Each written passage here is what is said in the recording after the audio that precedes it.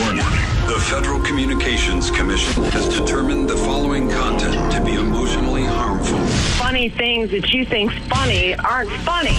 Give me cocks all the time. I want cocks all over me. The Alan Cox Show kicks ass, man. Welcome. Show me what you got. You're not going to see a lot of cocks on TV. Alan Cox from the Alan Cox Show. I don't know what it's about you, but I can't even stand your voice. I think you're the biggest asshole alive. It's going to be a great show. Let's kick it. I'll say kick it, and you'll just kick it with a tasty groove, okay? 1, 2, 3, kick it. Kick it. Come on. God damn it. Could you one time kick it? What the? Alan Cox. Here we go. He'll ad-lib. He'll be fine. It's the Alan Cox Show on 100.7 WMMS.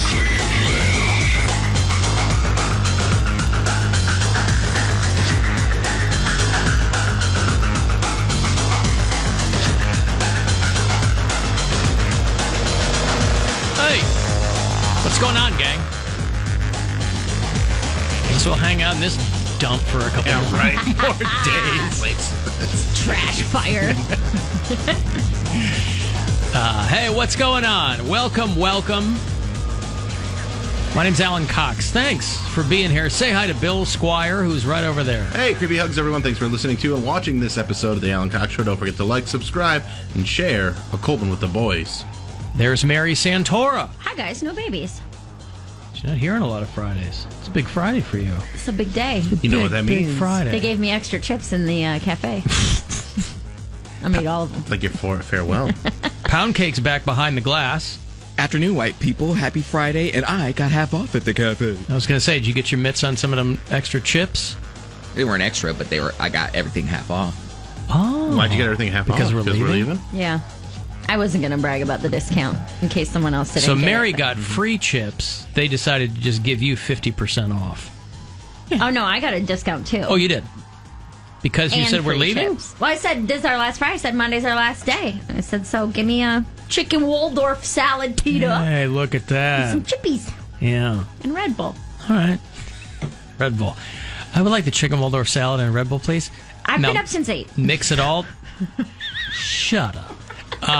Mix it all together and then pour that mixture into the pita. You know what? I would like that a great deal. Belenn didn't put it in smoothie form for me. Hey, if you'd like to join us, we'd love to have you. 216-578-1007, 800-348-1007. 35192 is the number to send a text. If you're listening on the iHeartRadio app, leave us messages there, too. We were all downtown this morning. We had a handful of people, because we streamed it on YouTube. We had a handful of people, I guess, that maybe looked in and watched. Mm-hmm. But there was no big fanfare. But we went down to kind of do a little bit of a dry run and make sure that that we were familiar with how the new studio is going to be laid out and kind of figuring out what our video link ups are going to be and all that kind of stuff. And it'll be fun. Our first show downtown is going to be on Tuesday. I've got a lot of messages. Gesundheit. Thank you. Got a lot of messages from people about our last show being today. Today is not our last show here. That will be Monday, and then we'll start downtown on Tuesday. And I imagine that there will be, as with any new situation, there'll be some hiccups along the way, and we'll figure out what's what. You know, a lot of things you don't even know. Until we're in process, you don't know until you're in it. So, you can't, we're planning for as much as we possibly can to begin with. But I think it's going to be a lot of fun. We'll have, will the show sound different? I don't think so. It'll sound a little different. Just the audio on the live stream we did sounds a little different than this one. Will it be any funnier? I don't think so. It's going to be the funniest it's ever been. Will it be any less funny? I don't think so. Alan is selling show stuff like Rover. I was down there talking to him earlier because his studio is essentially his creation. They're tearing everything out, and I guess they were selling things. All I did in here was buy the bulbs, buy the mic arms. You should take the bulbs. Christmas lights. Yeah, well, people ask me, "Are you unscrewing those bulbs?" I said, "Hell's yes, I'm unscrewing those bulbs." Like a petty breakup. No, take the light bulbs. I have no use for the bulbs I bought specifically for this studio. We could break them. I'll take them outside and smash them. They're like plastic. They're not even glass filament bulbs. They're like newfangled. It would be very anticlimactic if you try to pull an Office Space on these bulbs. I mean. Yeah, they're supposed to last for 10 years, and blah, blah, blah. No, I'll remove after Monday's show. I'll have a lot of things to do after Monday's show. But little bit by little, I've been emptying out the Alan Cox Show office. At some point, when it's all packed up, I'll take the little placard off the wall, Bill, next to the door that says Alan Cox Show that was given to me on my very first day here at WMMS in 2009. And I will have no office downtown. We have lockers. Some of us have lockers. Some of us, Bill and I, have lockers. Mine's right under Mark Nolan's, as I requested. I don't know who mine is under. I said, when it comes to lockers, if I can bottom for Nolan, that will be, I'll be happy to do that. Do they have locks on? Or like codes or anything? Little keys. Tiny little keys that I have mine in my keychain. And then that I key... should probably get another one of those made just in case I lose it, right? Just put it on your keychain. I have it on my keychain. Oh, you do? But it's one of those things like, if you lose it, then everything's locked in there. Yeah. Make me one, too. So I can use your locker. Yeah, so I don't I don't know that, because Rover has a lot of a lot of things that they made for there's the paper mache Jeffrey LaRoque and things like that, you know. So this morning it was all people running up and down the hall, knocking on those locked doors, coming to pick crap up that I think they had bid on or said they wanted or bookmarked for themselves or whatever. I don't have I have stacks of books and things like that. Everything in my office is crap I'm putting into boxes and is going to my house. Things that I don't think anyone would want. They're not show-centric things. They're me-centric things, right? To make your office feel like home. Nobody wants my charity CD shadow boxes, right? I don't. Those aren't things that I would sell or, they're not show-centric things. I don't know what I'm going to do with all those books. Over the years, anytime I had someone on the show who was pimping a book, they'd send a copy of the book. So like Carol Burnett and Kevin Pollak and Adam Carolla and all these people. Charles Ramsey, James Renner. You could use Charles Ramsey's book as a bookmark in one of those other books. That's right. It's about a 35-page book. He's got a longer book than Lanigan, for Christ's sake. So yeah, I don't. I've had a handful of people ask me that. It's really not a whole lot of fanfare that's involved with closing the offices here. Mary, you got to get your hot dog machine out of there. Yeah, what am I going to do with that? I don't need that. I guess you should have thought of that, Mary, before you bid on it. Yeah, but I thought it was a hot dog roller when I bid on it. I didn't know it was a hot dog steamer, because with the steamer, you got to mess with 3 gallons of hot dog water every time you want to use it. Yeah, you got to fill that pan with. Yes. Yeah. Remember, it took like 2 hours the one time that we used it. And they were good. They were fine, but it's not the best hot dog I've ever had. But I thought it was going to be a roller where they get a little crispy on the outside. If it was a roller, that thing is I'd use the it every best thing day. ever. Yeah, but it's a hot dog steamer. So it was poorly described when you bet on it? I think they called it a hot dog roller. Okay. I don't think or they might have called it a hot dog cart or something like that. But all right. Either way, I'm sure someone in my 500-person family could use a hot dog steamer. Somebody, sure. How much do you guys like hot dogs? Yeah, you could probably just give it to your mom and she'll put it in one of the storage units, and then it'll be a gift for somebody when she dies. Yeah, when she dies. Yeah. Speaking of which, Anne Heche has passed away. Oh, she did. Yeah, it was just a matter of time before it happened. Her representative said that she was not expected to survive because of that crash, and she was very badly burned, and she was had traumatic brain injuries, and she was on life support, and they announced about 10 minutes ago that Anne Heche has died. 53 years old. I think she's got a couple of grown kids. What'd they find in her system? Cocaine and fentanyl, I believe, is what they found. Crack, heroin, cocaine, and fentanyl. That initial photo that circulated on TMZ, there was a red circle because it looked like she had a bottle of alcohol in the car. But she had struggles with that kind of stuff for a while.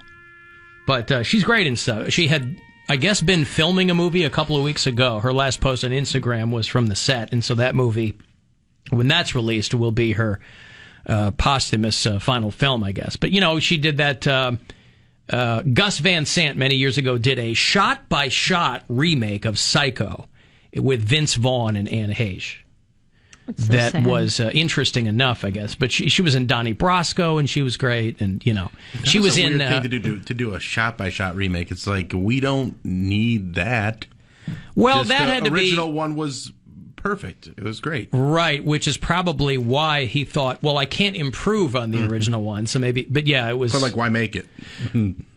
Agreed. But I think the hook was that, it was a shot-by-shot. So she was in a lot of movies. She was in Ellen for a while. Yeah, she was. And she's from out... She had, boy, if you She's read... from Aurora, yeah. They were from Aurora, but they moved around, boy. Like, her dad was... She had a wild life growing up. They bounced all over the place. You're like Aurora and Chicago and Kentucky and, So people were just waiting for this to happen. She wasn't coming back from. But, boy, how quickly things can change. Because she's pretty sharp. I mean, people who worked with her, they were like, she's real smart and, Anyway, so no one's shocked by that, but it's pretty wild. And there's a woman, let's not forget, there's a woman who lost her house and everything in it after Anne Heche plowed into her house. So that woman, I think there's a GoFundMe for her. I'm sure she'll get a new house. Alan, today will be the final get down at the old studio. Well, we've been counting those down. Yeah, yesterday was the last Thursday. The day before was whatever day comes before Thursday. And it's good that Mary's here for it. She likes to be here for the get downs. That's right. She likes to watch it. She likes to see it. I can't wait for it. Feel it. Now, here's why I'm kind of bummed out. I'm out next Friday. So the first get down in studio won't be until 2 weeks from today. That's the one I'm excited for. It's just anyone who walks by that studio and sees Bill Squire gyrating for a good 30 seconds. It'll be probably similar. It'll probably be similar to the way it was in Cincinnati, where there was an audience of people waiting for it. They were done with work. They wanted to see it get down live. Something that Mary takes for granted. I don't take anything for granted. They were so excited to just be in the presence of a get down. I saw some of the photos online, and they were quite. There were crowds of people outside his studio door. A lot of them signs. Some of them were left over, so it was like, "Keep your hands off my body." And He's been meaning to read more, but his books ran out of batteries. Stupid future. It's the Alan Cox Show On 100.7 WMMS.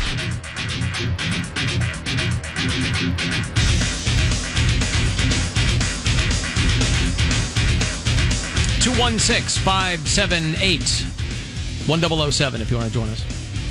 800-348-1007. 35192. Send a text. AlanCoxShow.com. All the other stuff. Thank you to Swisher Sweats for helping out today in the video department. We got a good look this morning as we were all together and kind of going through the motions of what the new show is going to look and feel like downtown. First live show is going to be Tuesday afternoon down there at 668 Euclid, and we were going through the motions there, and we were able to really do a deep dive in one of the back studios there where our video department will be posted up.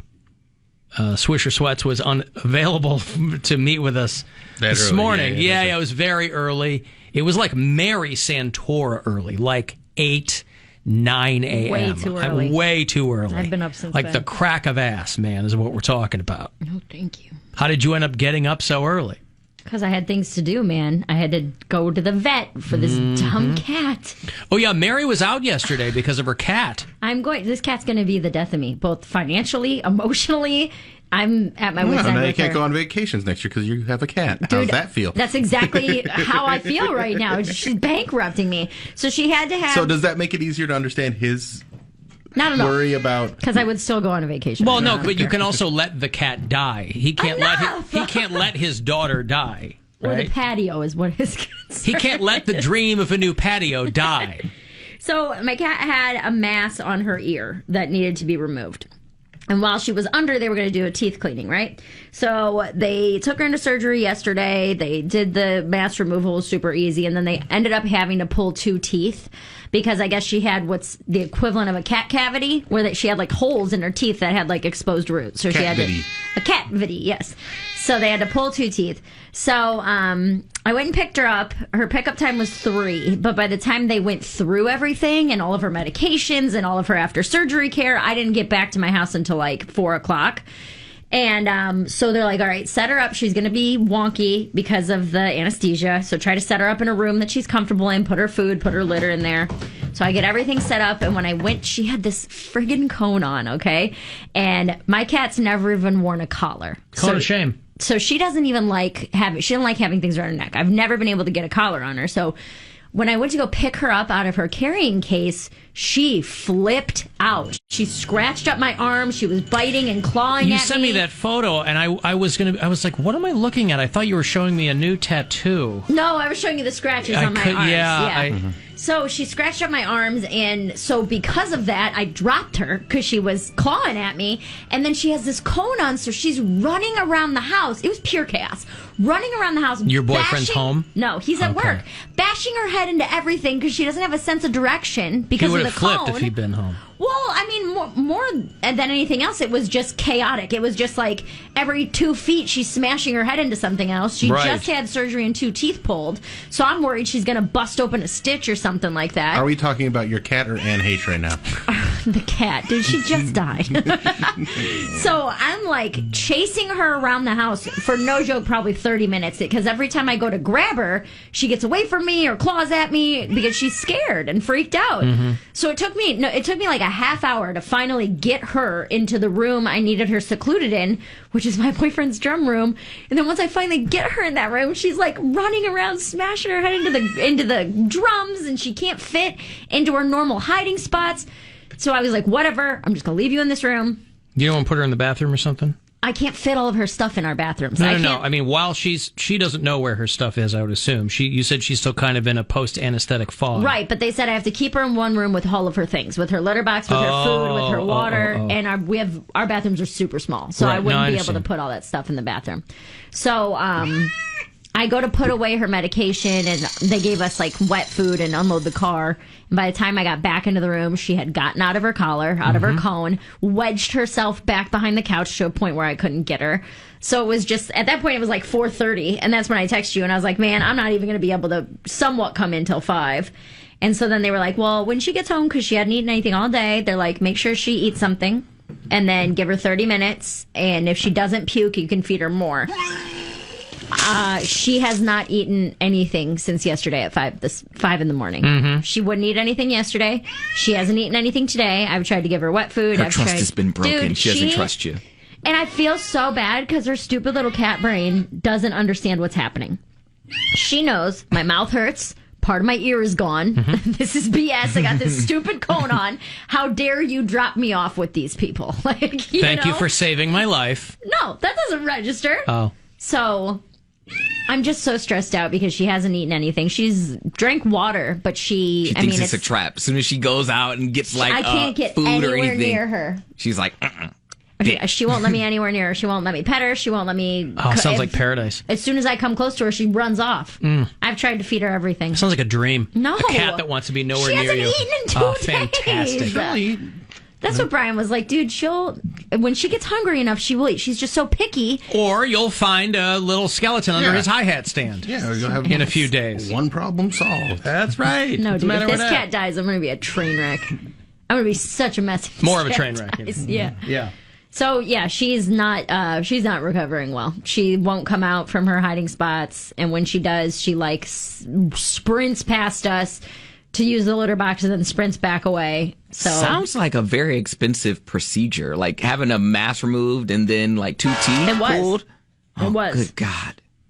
That's why everyone with a pet has to figure out what their number is. I'm getting close to it, man. At what number will I just let Nick? You're a believer in fate. It seems to me you're throwing tacks in the road in front of fate. Well, they were like, because I asked them, I was like, the mass on her ear doesn't seem to bother her. And it's been there for probably at least 6 months. Yeah. And they were like, well, because it's red, right, it could be cancerous. We have to take it off before we can biopsy it, yada, yada, yada. So they were like, this is pretty necessary. And I was like, but how necessary? Because the number you're quoting me is it $2,000 necessary? Right, $1,200. Yeah. That's ran me Sure. $1,200. We thought our dog had cancer 2 years ago, so we took her in, and she had it just turned out to be like a lipoma or a fatty mass or something. But when animals get older, they start to develop just like these little fatty masses, and you don't know what they are. Yeah, so it's like my dog had one, and we got it removed. But then, then your neighbor removed your dog. No, but that was one dog. We had 3, but we got the mass removed, And then, like, 6 months later, she died. And it was not even related to the mask. Like, she was like, I wanted my mask. Why'd you take my mask away? You're still... How dare you? Still paying off the vet bills, and the dog doesn't have the good sense to hang on. I wasn't good enough with my mask. You wanted to get rid of it? They had to shave her little paw to give her an IV in her arm, so half of her arm is like this good God. Gross little chicken wing looking thing. Do you have... this poor cat, man. Do you have vet insurance? No. I don't know that that's a thing. It is, but it's kind of a scam, I think. It's like, in case your animal gets sick, we'll pay for 1/100th of what it costs. I was going to say, there's certain companies that cover that. They have animal insurance. I think I actually might have pet insurance in my, like, renter's insurance. It's like $10 a month or something like that, but I've never, like, made a claim with it. Insurance companies are always trying to come up with newfangled policies for people, and somebody along the line was like, pet insurance! Yeah. Let's That's do actually that! not a bad idea, though. It's not a bad idea, but it's like it's not like it covers 100% of what's going on with your animal. Just like human insurance. Right. Right? We'll pay a little bit, or we'll turn it down completely. Thanks for your monthly premiums. Wouldn't it suck, though, if your pet had better insurance than, like, your family? Right. Like, we got Obamacare. This dude got, like, full coverage. Well, they gave me this, like, application for a care card, which covers... you can cover your own medical bills with. It's like a credit card specifically for medical issues, is the way that they described it to me. That you can do it for yourself, for any kind of medical visit for you, any kind of medical visit for your pets. And if it's under $1,000, it's 6 months, same as cash. There's no APR on it at all. If it's over $1,000, it's 12 months, same as cash, if you get approved for this credit card. But if you don't pay it off in that 6 months, the APR is like 30%. You're making my head explode. I don't even know what's going on. Do you know how credit cards work? I mean, kind of. It's a credit card for medical bills. I see. With a no... What could go wrong with interest, that? no a credit interest. card for medical bills. No interest for a 6 certain amount of months. time. Yeah, 6 months. If you pay it off in 6 months, there's no interest. Right. But if you don't, then it's like skyrocketed Most people, interest. of course, because most people, it takes them years to pay off their medical bills. Yeah. If you could pay it off in 6 months, you'd pay it off when you had it done. Right. Yeah. So she still hasn't eaten. They said if she doesn't eat by tonight, they have to prescribe her. Put her down? Oh. No. Alan, they have to prescribe her an appetite stimulant. So giving this get her high. Oh, maybe I should just give her an edible. She won't eat anything. What, Yeah. Smoke a joint and blow it in her mouth. I wonder what's going to be Smoke weed every like day. the thing that makes her come out of her funk. Like, maybe Brian's just going to be, like, playing the drums or something, or he'll be sitting there. He comes up to her like, I don't trust this bitch, so I'm just going to crawl on you. She can't come anywhere near me. I had to give her medicine this morning. She gets pain meds. It's like a little syringe. She didn't fight me at all on that, I was very surprised. Give me my perk. You got zoned out. Where's my Xan with the lean, Mary? Xan with the lean. Right. But I had to call the vet this morning. Mm-hmm. Is this the version? Yeah. Mm-hmm. It's Poundcake, just the dog in Poundcake. One more side, feel like that. One more side, dog in me. Of course, George Clinton using cat as a euphemism for vaginas. Yeah. But yeah, I had to call them this morning to see if I could give her medication on an empty stomach because she hasn't eaten anything. Your empty stomach or her empty stomach? Both. Yeah. I baby bird it to her. You two need to coordinate. You have to be like a pelican. You need to coordinate your empty stomachs. Right. So you need to fast before you give her medicine. Yeah. Just so you can really empathize. So they opened at 8 a.m. I took care of that first thing in the morning before I came downtown to our little dry run. So how has your boyfriend been dealing with this whole scenario? well, this isn't anything that's stressing him out. But he lives in the house, and he's probably dealing with a cat wailing, or No, she's just in hiding. She just isn't coming out. Oh, so he's loving life. If anything, it's me that he's annoyed with because I'm stressed out. And he's like, she's going to eat. Just relax. Leave her alone. Quit chasing her around with food. She's going to be fine. Chasing her around with food. I do. I have like chicken. And I'm like, come here. Like, I took her food and I fashioned it into a suppository. And we're going to try it that way. I would. Honestly, I would try anything at this point. Wow. She hasn't eaten in 2 days, Ann. Well, 36 hours. It's a long time. 2. All right. Well, I understand. But yeah. In the traffic report there, the guy was talking about how the feast, they call it the feast. Yeah. Because it's so well known in Little Italy, the Feast of the Assumption. It's a big thing. It's like Guido Palooza.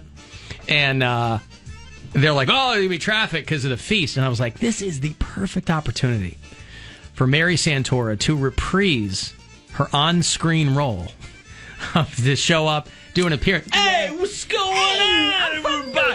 Hey, I'm an agent. Hey, I'm here with the feast.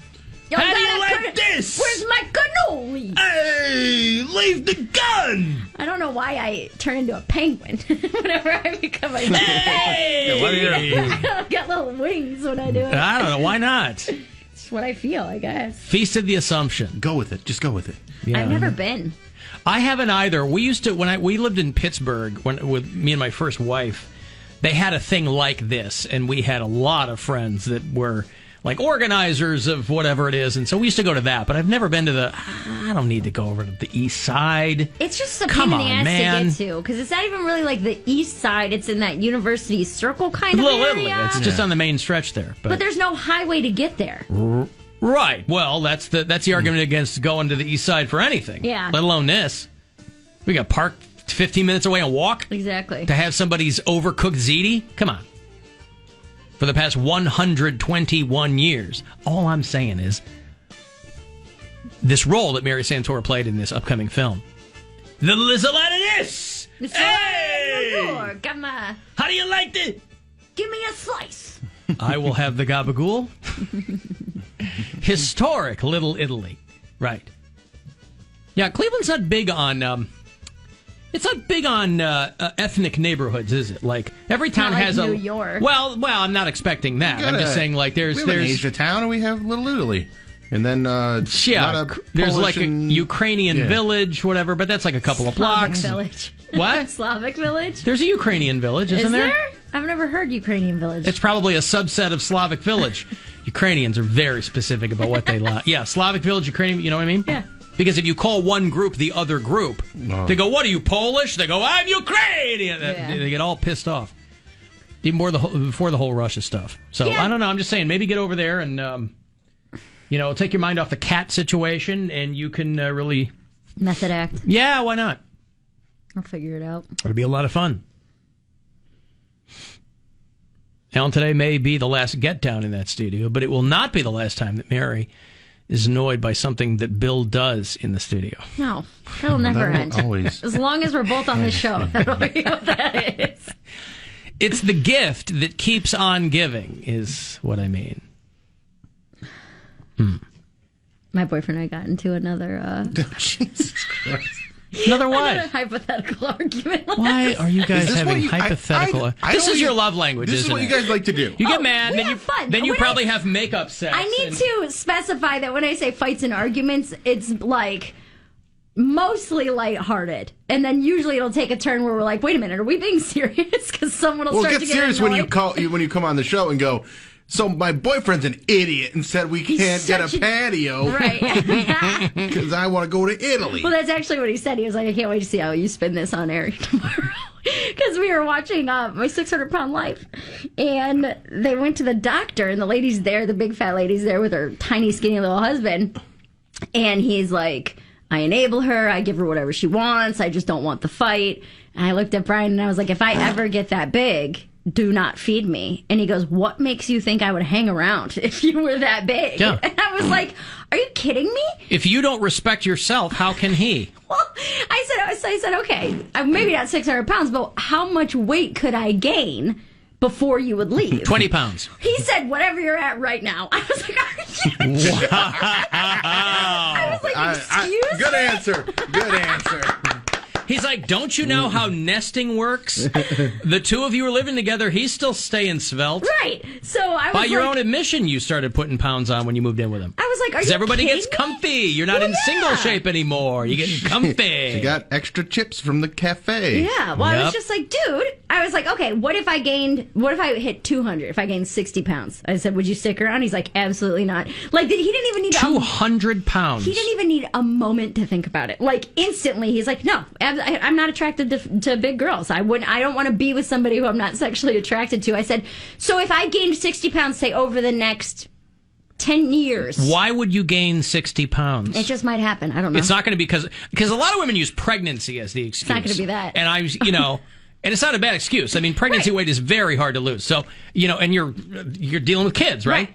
That's never going to be your situation. I said, you're never going to have pregnancy weight. What if it's a gradual thing? Like it happens, you don't gain 60 pounds in 1 year, but if you gain 10 pounds a year for 6 years, well, all weight gain is gradual, right? Well, I told him, I was like, what if we've been together now for 8 years, I'm 60 pounds heavier, we've built this life. I love how you keep throwing hypotheticals at him. He told you his answer from the jump. And that's exactly what it was. 200 pounds, honey. He goes, what, after year 2 or 3, when you keep having to buy new clothes, you wouldn't notice? I was like, damn, dude, you are rude. And he's got to get you off the couch. Accurate. He's got to get you off the couch with that thing that they put pizzas into the wood oven with, Like a paddle. Yeah, come on.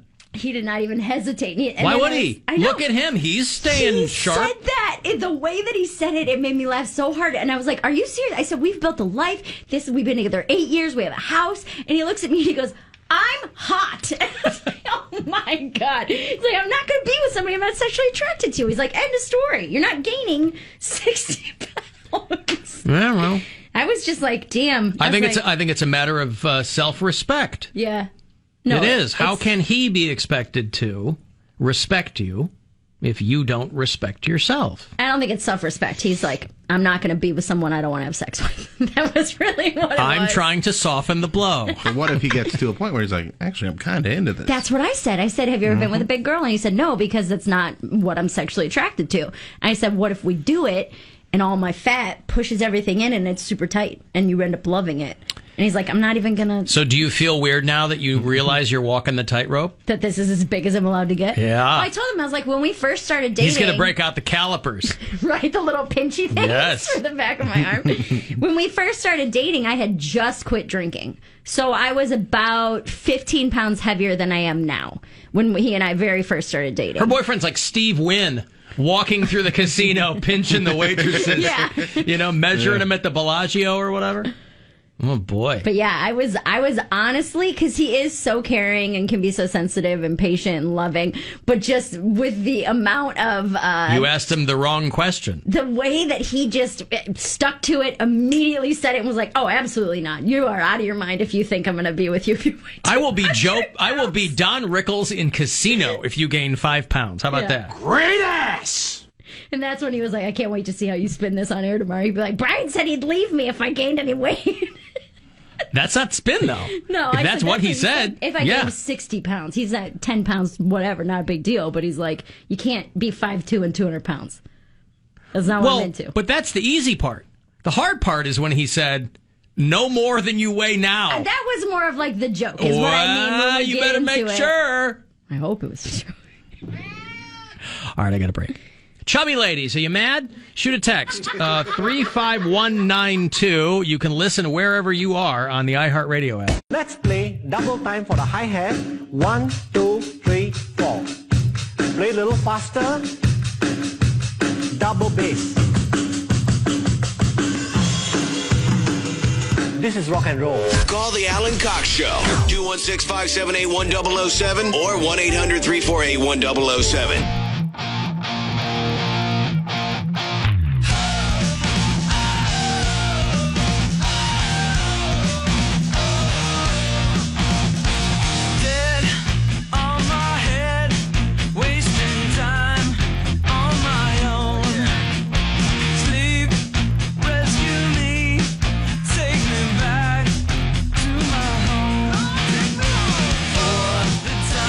Crazy that this song is 20 years old. Right. Dope Nose is 20 years old. I always think these Weezer songs, because they're pretty prolific. Yeah. I always think that they're like newer than they are. Well, because they had such a strange career early on where they Blue Album, huge, awesome album. Then Pinkerton's like a more underground album. And then they didn't do anything for like 8 years. And then came roaring back. Yeah, come back with the Green Album, and then they release an album every 2 weeks. Yeah, Maladroit and all that. Yeah, 20 years. Well, anyway, given all that, they were going to do a Broadway residency, but nobody was buying tickets. For Weezer? Yeah. Should have done it in Brooklyn. Well, they were going to do a 5-night residency in Broadway. If only people from Brooklyn could get to Manhattan. Mm-hmm. They said that... I don't think their audience has the disposable income for something like that. I don't know. Yeah, but Weezer fans are like my age now. Yeah, that's a good one. You know? They're not kids. Yeah. I mean, there might be a handful of kids that, get into... And I just remember when they came back with the Green Album and stuff, all the kids that were like my sister's age, 3 or 4 years younger than me, treated Weezer like they were the biggest thing in the world. And I was like, they're great, but you guys are acting like they are the Beatles, and they're just good. Well, and Rivers Cuomo, a smart dude, like he left to like finish Harvard or something, and he just comes back and starts making songs. But he actually left to finish watching the movie Stealing Harvard with Tom Green and Jason Is that Lee. what it was? Yeah. Took a while to get through it. He was never too precious about the music, and he was very, very open about his love of like pop hooks, and that served them very well, But so I was kind of surprised. They said that due to low ticket sales, combination of low ticket sales and unbelievably high expenses to put the shows on. Now they how much were tickets? Well, here's the thing, though, too, is I think this was very this was a convoluted situation where they were going to be performing songs from their seasonal EP project. It's like, go do this and play the stuff. I don't know if they were going to mix it up hits, or man. Yeah, I don't know. I don't know how much they were, but Rivers Cuomo had confirmed this morning that they were going to cancel their residency because people just weren't buying tickets. So that's a bummer for them. Now, on to Mary gaining 60 pounds. I would have thought that by now I would have heard from more women in our audience, but wouldn't you know it, it's the guys who've got all the thoughts. Amen, Brian. Speak the truth, brother. No, but there's going to be some guys like, as long as her feet still fit in her size 6.5 or whatever. Right. Unless Mary and Brian plan on having a kid, any more than 30 pounds is unacceptable in a relationship. That's a lot. I mean, 60 pounds is a lot, and I don't plan on doing that. But it was one of those, like, and I think this is a woman thing to do, that would you still love me if? Because after that, I was like, what if I got a car accident and I lost a leg? He's like, we're not married. You lost weight. Like, I don't have to love you if you are an amputee.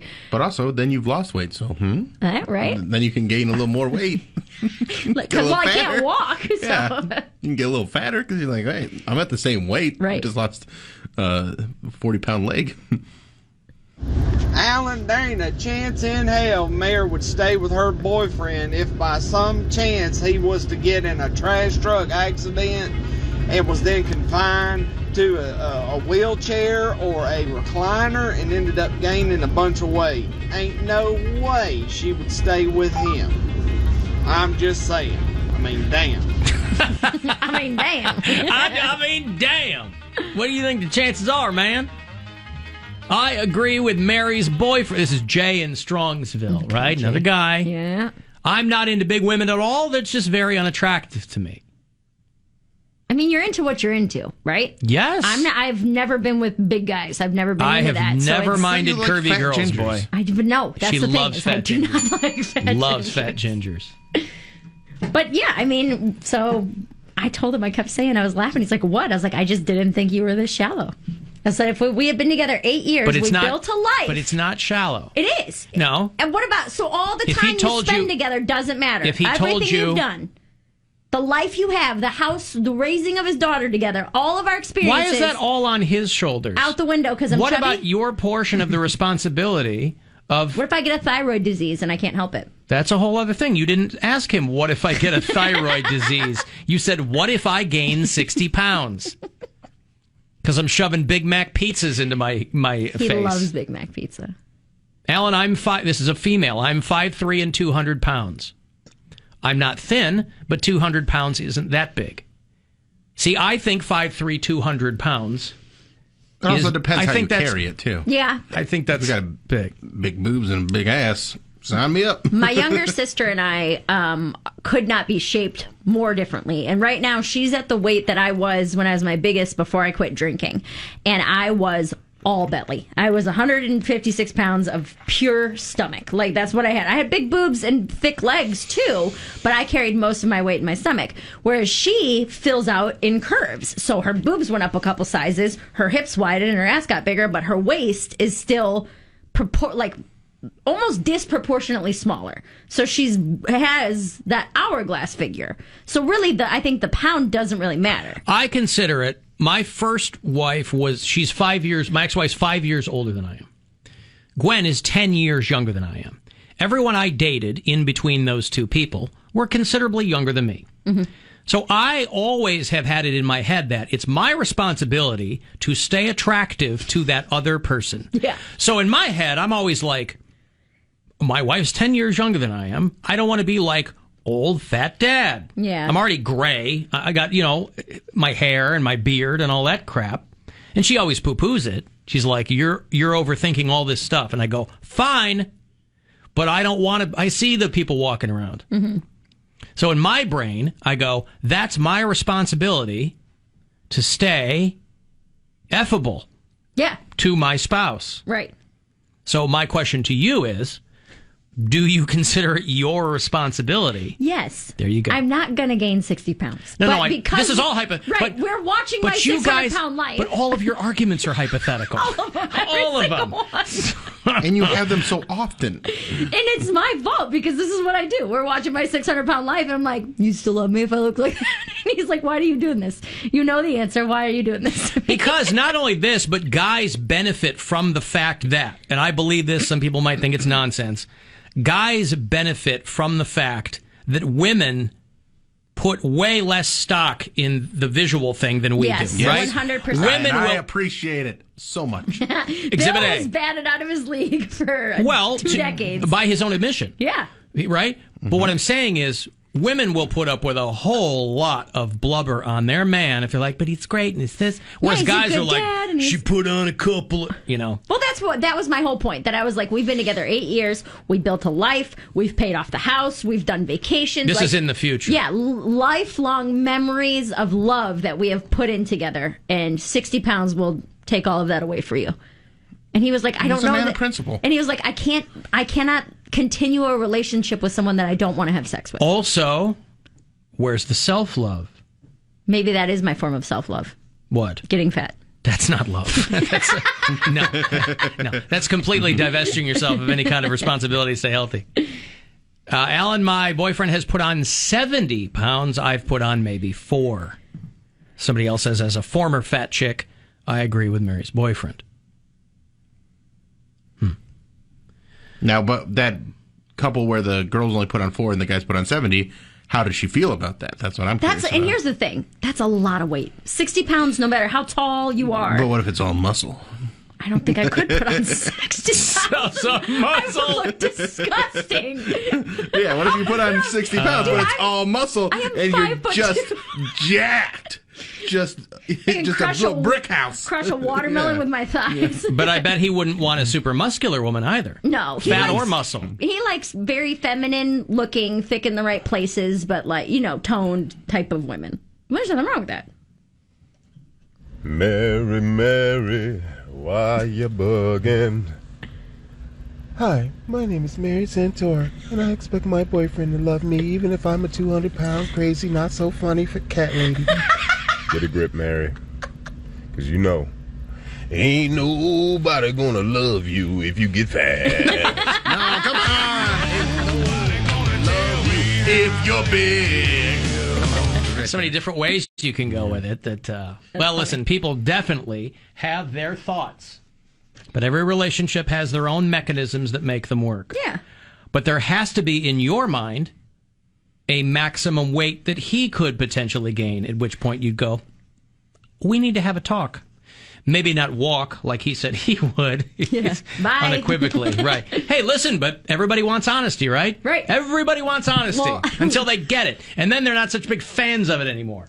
What's funny is that I do that to him all the time. He'll say something like, if we have like an off day on communication or something, and he'll be like, hey, I'm sorry I was being a dick earlier. And I'm like, yeah, you were. And he's like, I'm trying to apologize here, And I always tell him, I'm like, don't ask me a question if you don't want the real answer. And then that's exactly what he did to me yesterday when I was like, I can't believe you're being so shallow. And again, we're both playing it up. I mean, we're laughing throughout all of this. I can't believe you're using my own logic against me. Right, and that's exactly what I did. He was like, you always tell me if I don't want the truth not to ask you for it. That's right. I just want to know how that conversation would go at the point, like, okay, you're not at 60 pounds yet, but you're getting there. He has to then come in like, listen, you have to either get slim or get gone. Like, I want to know. I didn't even think about that. Remember that conversation we had? That 4 years ago? That hypothetical was actually becoming a reality. So God, that would be so hard That's to why actually you've got- say that to someone's face. That's why you have to plan ahead. That's why you have to date people who like curvy girls. Well, that's because it, yeah. even if you're not, you might become one. And then you're in. Johnny Sachs is what I keep thinking of from Sopranos, where it's like, it doesn't bother me. Everybody makes fun of Ginny Sack when he's not around. Right. She's beautiful. No, yeah, that would be could you imagine? That would be such a hard conversation to have. But if you truly aren't attracted to your partner anymore, where you're like, how do you tell someone your body repulses? Well, you lie. You make up something. I have broken up with people, not even like necessarily broken up with people, just stopped talking to people. The very immature way was I used to ghost people a lot. You can't ghost someone you've lived with for 6 years. I understand that. So that's what yes, you can. Yes, you can. It hasn't been My next door neighbor in Pittsburgh did it. Yeah, no, it's not. It's not that deep. That's what I'm saying. I haven't done it to someone I was in a relationship with, but people that I've talked to, where I'm like, they're not as attractive as I thought they were. The sex wasn't as good as I thought it would be. Yeah. Things like that. The immature way was to ghost them. Or if I don't ghost them, my second method is to lie. And I always whip it on myself. I'm like, listen, I'm dealing with mental health. You know, like I always dealing with mental health. Dealing with just mental health. Is something I'm dealing with. You come up with something, you make it good. Like you create an event in your life like, oh yeah, you know, Cody, your brother is just going through it right now. I know. I just gotta. So I have to break up with you. I have to keep an eye on him. I'm having a lot of family problems right now. But he's already been with me through my dad's death, like me having mental breakdowns and getting on medication. Like I couldn't make something like that. This is how important it is that you don't gain 60 pounds. It's also very instructive, I think, for two people in any relationship, to be realistic in your expectations. Yeah. Right? Who cares? You do whatever you want to do. Well, because then it turned into, I was like, okay, what happens when we're like old? When we're like 60 and I have a 60-year-old lady body? Sometimes I think it's on the list. Old people are fat in a different way. You know what I mean? You just get mushy as the years go on. And it was like, not all people have to get mushy anymore. What if you stay skinny, but your legs end up looking like Wendy Williams' legs? What's wrong with her legs? Oh, you weren't here yesterday. No. Are they nasty? Just take a look at them. They look very strange. Something's going on. It looks like she lost a bunch of weight and she's got like loose skin legs. Oh, yeah. You think he would I don't know. call it quits on that? No, I don't know what he would. I don't know who he is anymore, honestly. Poundcake, did you see that your boy Shawn Mendes joined Raya? We were talking about Raya just the other day. He's on the Raya now. Yeah, You got to get a recommendation so you can get on there and start creeping. I do need a recommendation to get on. I would love to do that just to snoop. But again, Shawn Mendes, he need to go back on tour before he's talking about getting on a dating app. Shawn Mendes, for people who are not in the know, is a pop singer, and he was dating a very famous pop singer, a girl named Camila Cabello. And they split up. And now she is going out with the CEO of a rival dating app. That's something. Which has been called the Jewish Raya. I thought J-Date was that, but this is called Locks Club. Worst name ever for a dating app. Dating app? Hey, let's name my dating app after fish. That'll work. So anyway, Shawn Mendes probably, he canceled his tour because he said he wanted to prioritize his mental health. And so now, what better way to prioritize your mental health than to date celebrities? Oh, what could go wrong? Even if you are one. So anyway, look into that. He's on Raya. Okay. I don't know where he came from. He didn't come from a boy band. He came from Vine. I don't know. Did he really? Vine? Vine was pre-TikTok. I know. I remember Vine, but that was like 10 years ago. Yeah. This guy looks like he's 24 years old. He was a kid on Vine? He was like 15, 16 when he got signed, yeah.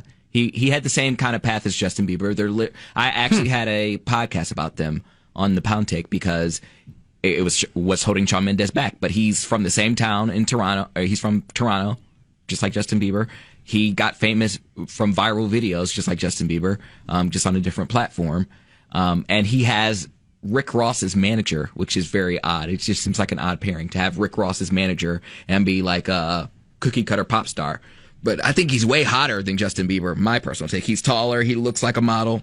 He models for Wilhelmina. What?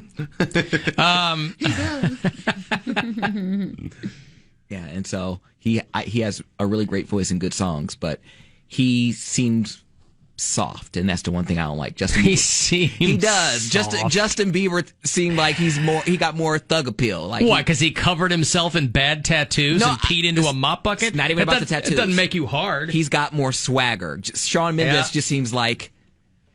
Again, if we were at a party, Shawn Mendes seems like the type of guy that would be sitting in a corner with his head in a book. I'm like, some girls like that. Some girls want a sullen little soft boy. Maybe that's what he's looking for. A Jewish Raya. How would you feel about that, though? Feel about what? A Jewish Raya? What about it? They want to date. That's like really important in the Jewish. I know. Yeah, if you're on J-Date, and there's a whole bunch of, again, dating apps are. They're so white specific too. Oh, well, that's called whatever we were talking about, the right stuff. Shut up. Is that a right-wing dating app? Yeah. Kaylee McEnany's sister started it. Played that clip yesterday of her talking about it. And there's only 2 genders. Can you believe that? Wow. No pronouns necessary. But again, that's great. I mean, there's room for everybody. Wouldn't you rather have those people on an app like that? That Together. way you're not sifting through them on regular apps? Well, when we talked about it yesterday, I thought that all the other apps had a filter for political affiliation. You have to pay for it. You have to pay to tell people if you're left or right? You only get a certain amount of, answers filters? before you have to pay for, premium categories. I have a feeling the political affiliation is going to be most people's 1 or 2 filter when it comes to dating apps. In 2022? And this doesn't care. This is the one too that the interesting thing about that app is men have to pay for premium, women don't. Right. So I think I'm sure you're fine with that, but I don't think those guys are, because those guys are always the ones that are bitching about stuff like that. No, they're not. Yeah, they are. Bitches want equality and they don't want to pay for it. Well, yeah, you know what you're getting into if you're going to be on this app. But again, yeah, but they're the ones that always ladies know they're. They want it both ways, is what I feel like. Free before 11, what? Yeah. Hey guys, I'm Ryan. I've got to tell you about something I am so excited to announce. A dating app for all of us conservatives. It's called The Right Stuff, and it's launching this September. What I love most about it is that it's invite only, so not just anyone can join. First of all, it's free to use. And for my ladies, you'll never have to pay because we all get premium subscriptions for simply inviting a couple friends. Gentlemen, if you want access to premium, that's on you. And by the way, those are the only 2 options. Ladies and gentlemen, The Right Stuff is all about getting into the right dating pool with people who share the same values and beliefs as you. You'll start off by building your perfect profile. No pronouns necessary. We want you to put your best foot forward, which includes your favorite photos of yourself doing what you love or being with the people you love. Our prompts give you the opportunity to let people know. Well, you get the vibe there. I mean, there. So that Lots Club app, Bad Baby and Lil Yachty invest in the app. Bad Baby? Bad Baby. Tell Poundcake Bieber's from London, Ontario. All right. So right down the road from Toronto. Well, no, that's London's closer to Detroit than Toronto. Okay.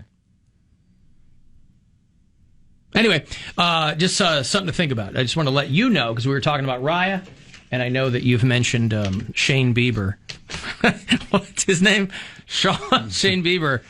That's a ball player, right? Yes, yeah. Is he related to Guardians. Justin Bieber? No. Is he also Canadian? Oh, I don't. Is more than one guy named Bieber? Apparently. Alan, I'm 60 pounds heavier than when my wife and I started dating 10 years ago. That's what I mean. It doesn't happen in 6 months. It happens over the course of your relationship. I was wrestling in college at 184. Now I'm 240. She's been 110 to 115 the whole time. I'm 6'2" and carry it well with a dad gut. But it does worry me that she will find me unattractive, which adds to the ingrained mental weight cutting issues from wrestling. See, when I was wrestling, I never had to worry about cutting weight. So I don't have, in high school I wrestled. The weight classes I think are different now. Current wrestlers have told me this. But when I first started wrestling in high school, I was I was in the 98-pound weight class. My dad was in 107. Yeah, 105, I think, back then. But I never broke 135 in high school. I think I got to 155 in college. But even then. But guys that were wrestling at like heavyweight, they're doing sprints in garbage bags and their laxatives. I never had to worry about that. Our wrestling guys would wear garbage bags under their clothes and carry a Gatorade bottle on weigh-in days because they weren't allowed to swallow their own spit. Anytime they had spit in their mouth, they had to spit it out because they're like, it could be the difference between the weight class. And then you carb gorge like after the weigh-in or whatever. Yeah, I never, So yeah, there are a lot of dudes who wrestle that have like those, they still have that in their brain when it comes to weight. The Alan Cox Show. Listening to the show doesn't make you a bad person. That thing in the foot locker at the end of your bed, that makes you a bad person. MMS. The Buzzard.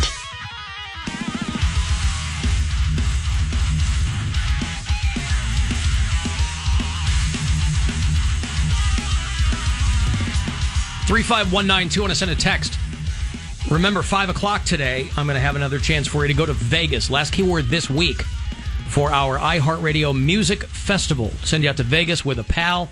Get you $1,000 spending cash on top of everything else. Black Keys, I assume. Black Keys still.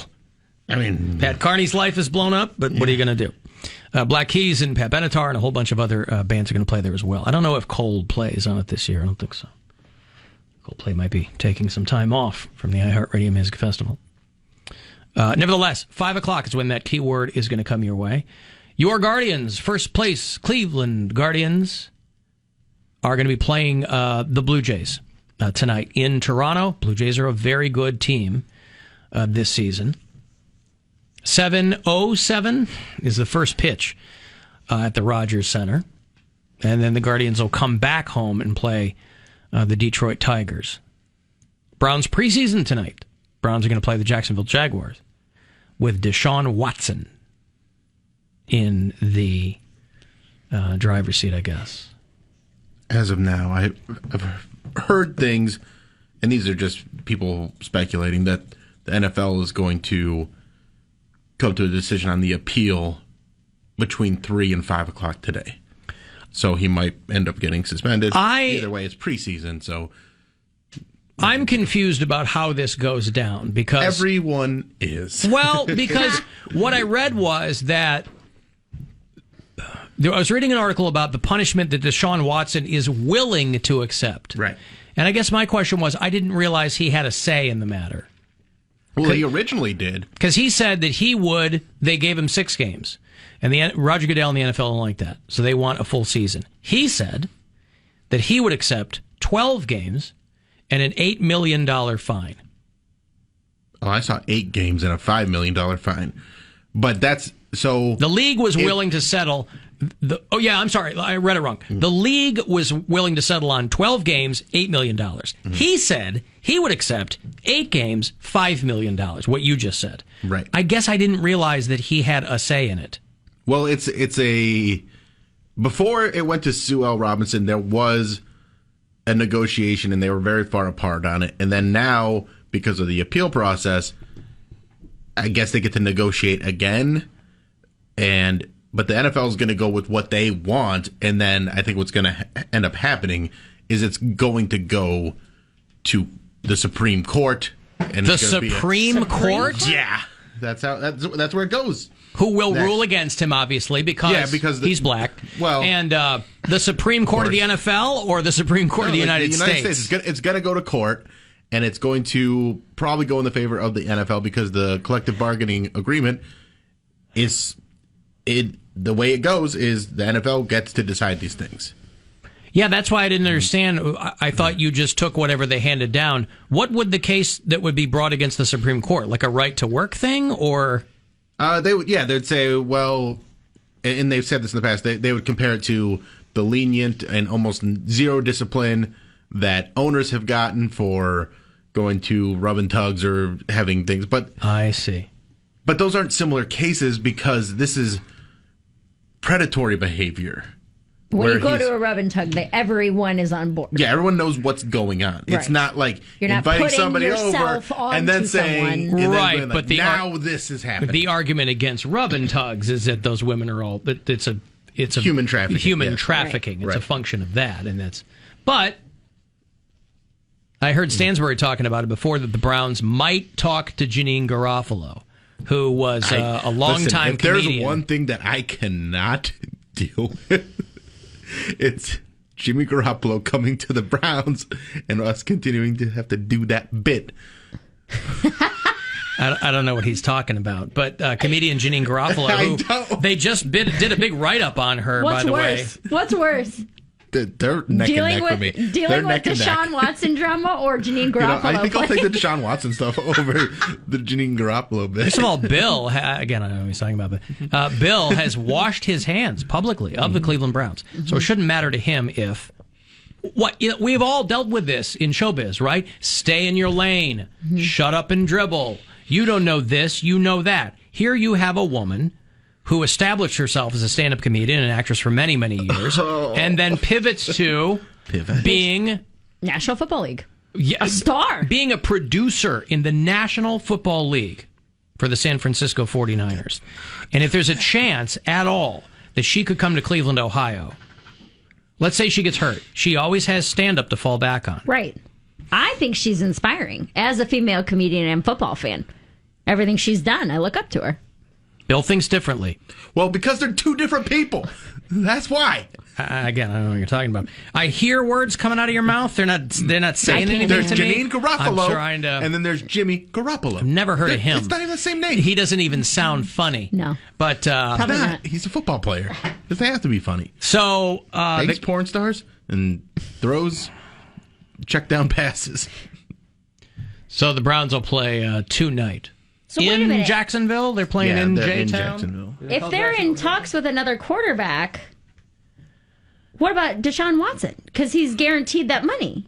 Well, this is what they're going to bring in. That's why potentially it was a bad decision. It's if Deshaun Watson gets a longer suspension, 12 games or a year, they want Jimmy Garoppolo to come in and play to How make they sure gonna that they pay stay. him? We don't have any more money. No, they have a lot more money. They have, I think they're $40 million or $48 million under the cap. His deal's for $24 million this year, and that's because they only paid Deshaun Watson $1 million this season, and everything else was in a signing bonus. So they're actually pretty far under the cap this season. So they could sign Janine Garofalo to a 1-year deal. If I don't know if it'd be a trade for him or if he would get cut and they'd sign with him. I don't know how that's all going to work, but yeah, it's a possibility that he could come here. Could you use her proper pronouns, please? How about... not her! Now, Jimmy G is a Chicago guy, so I would love to root for him. He and Sebastian Maniscalco are from the same hometown. Arlington Heights, Illinois, suburban Chicago. But let me say this to you. 2 words that I think could really put the Cleveland Browns on the map. You don't have to worry about any of this stand-up comedy / football mishigas. Colin Kaepernick. Yeah, that's a possibility. Discuss. I don't think that'll happen. Pardon me? Because it's been 5 years since he's played Do professionally. you know how long 5 it's or been 6? since Janine Garofalo has done stand-up? But there she is, still So you already talking called to him people. Jimmy G. You went out Colin bad. You can't come Rand back. Kaepernick could be right here in Cleveland, Ohio. And, I'm sure that the fine open-minded people of Northeast Ohio would greet him with open arms, with nothing to say whatsoever. It would be ironic to see all of the Deshaun Watson defenders go ham on Colin Kaepernick. They'd come up with all kinds of reasons to not like Colin Kaepernick. Deshaun Watson, just fine. He's all good.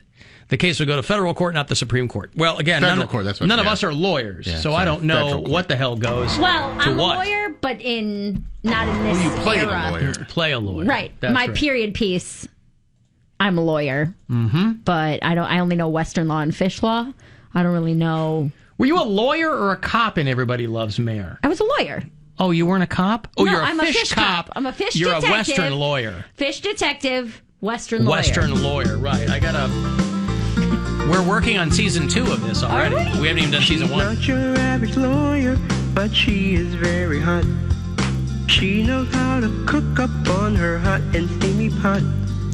With her horse, you know she likes to ride him everywhere. Look out for this pioneer, everybody loves Mare. Everyone says that she's the greatest lawyer in the West. And every day she likes to dress up in her Sunday best. When there's trouble in the West, you better call her if you dare. Look out for this pioneer, everybody loves Mare. Look out for this pioneer, everybody loves Mare. Yeehaw! Oh, got me in the front butt! Right, so pioneer lawyer. Remember when you didn't like the front butt part, and now you love it? Stupid. It's the best part. I prefer the Stupid back does butt. not mean not funny. The two have nothing to do with one another. What's that, Poundcake? I said I prefer the back butt, but that's okay.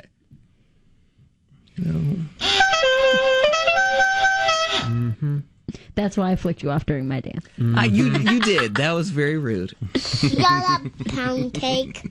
I'm always the instigator. I'm always the one starting stuff, right? Right. He's the fire starter. He's the instigator. Alan, Big Ben only got 4 game suspension for rape, and that was alleged. But listen, if you're winning games, people's memories are pretty short. And that's what the NFL is, why they're trying to get a larger suspension, because for so many other incidents like this, they were very lenient, and they're trying to save face. I don't think they actually really care. I think the NFL is just trying to act like they care about women, because that's what, they're supposed to do. For marketing purposes, you mean? Yeah, the exactly. NFL cares. Yeah. Alan Cox Show After Hours line, for people who just want to leave voicemails there, you can. 216-986-8903. Hey guys, this is Tammy. I called before and we talked extensively about my collection of mailboxes. Do you remember that? And the reason I'm calling is... Wait, does that ring a bell with any person? Collection of mailboxes. Is this a goof, or is she... Because I don't remember a lot of she's things. got a bunch of P.O. boxes. Oh, maybe. Remember. Did somebody say that? I don't remember. I don't remember this at all. For Poundcake, I have 2 questions for him. Number 1 is, the other day he was talking about Erica and all her clout and how she's basically famous. And my question is, did you ever see Lone Fox? And he's on her Instagram. Who? Lone Fox? Do you know who Lone Fox is, Poundcake? He's on the phone. He's on the but phone. Why am I playing this one? He's Lone Fox. I don't know if that's what she said or not, but that's what it sounded like. Oh, no. Ladies and gentlemen, we are experiencing technical What did I do? difficulties. Please stand by. This person was calling, I guess, with questions for you. Clout and how she's basically famous. So that you were talking about Erica and on her, and somebody named Lone Fox? Did you ever see Lone Fox? And he's on her Instagram page. They're friends. They talk. And Did she say Lone Fox? Yeah, Lone Fox. Who is that? He is a influencer, and he's got a bunch of videos. He's got like 1 million followers on TikTok, and probably a bunch on Instagram too. And they did a collab. Followers, and he's super famous. And my question is, are you in love with him? Because he seems like someone you would like, right? You're in love with him, aren't you? His name is Drew. And my second question... Wait, what? She wants to know if Cody's in love with This Lone sounds like Fox. one big long troll. Or somebody's doing a bit. Are you in love with Lone Fox? If she's referring to the guy named Drew, who Drew Scott, yeah. I'm not. Oh, I see. So that's probably the name of his YouTube page. I wasn't aware of his YouTube page. I have met him. Him and Erica are. I'm actually kind of jealous because they speak more frequently than we do. That's what this person wants to know. If you're in love with him and jealous. I'm not jealous. You just said I'm kind of jealous. Well, I understand that she needs that. I can't give her the constant communication that she needs. They are on an influencer level. Like, they talk about everything together. Right? You're in love with him, aren't you? His name is Drew.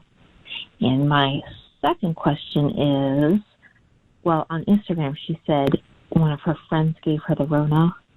And my question is, did you give her the Rona, Poundcake? You did, didn't you? This is Genevieve, isn't it? Sounds Remember like Genevieve? it. Yeah. Okay. So she's doing a bit. You gave that to her because you were sick at the same time she was sick. So that's not cool, Poundcake. Bye. Okay. Well, did you? I think Erica told me you gave her the Rona. I did. Told me that too. I did give her the Rona. All right. And then she got it bad for like. Didn't she have it for like 3 weeks or 4 weeks? Yeah. Yeah, right. I mean, Yeah, no, I So way to go, jerk. Yeah, God. Patient zero over here. Yeah, it was an accident because I didn't even feel sick, and I brought her just like I got you guys stuff. I brought over stuff from her for her after Vegas, and I was just like, oh well, I'll just shoot the shrimp with you a little bit. And I was talking to her, and were you talking into her mouth? no, it was normal. But if you're just in the vicinity, it's in the air. The COVID's in the air, so yeah, she got it. So this is after Vegas? Yeah, that was when I got it. You showered at her house, didn't you? Yeah. Why would you go see her after Vegas? And be naked? Because he had to give her. I mean, present. when you're you there probably was a keychain. He had to give it to her. You probably picked up something in Vegas, which you did, and you go to see a woman who's immunocompromised. But I didn't in a pandemic that is still ongoing, by the way. But I didn't think I was sick. There had been times where I had Why would you not think that? You were on a bus full of people to the Grand Canyon. But he didn't think about other people. Yeah, I didn't. Why think would about he do other that? Well, he did think about other people because he bought But I would gifts. think you'd think about Erica. Yeah, but no one else. He brought her a gift so that she would say thank you and be like, "Oh, you're the best. You brought me a gift." Or just drop it off at the front door. Yeah. Who do you think you are, Lone Fox? No. He didn't. Lone Fox didn't give her Corona. No. Right. But yeah, no. He just gave her influencer tips. Mm-hmm. I met him once, and no, I'm not in love with him. He's really cool. If anything, I think we can be friends. Good for you. But Erica's on another level when it comes to furniture and fashion and styling and stuff like that. Yeah, she blew up. They know each other through the influencer world, and that's what they talk about. So I can't compete with that, unfortunately. Yeah, but you're in the influencer world. Not on that level. I didn't say on that level, but this dude is like, they share followers, they share like a fan base essentially, and me and Erica our fan base was shared from the show. Hers is completely different now. So I actually have my lane when it comes to our friendship, and he has his. Wow, you have friendship lanes. Yeah, This is what happens when you don't have a bunch of best friends. You put them in a lane, in a category, and they know where they stand. It turns out Mary's the smart one. Yeah. She's got a bunch of best friends. You're welcome. And then they can all cohabit and coexist.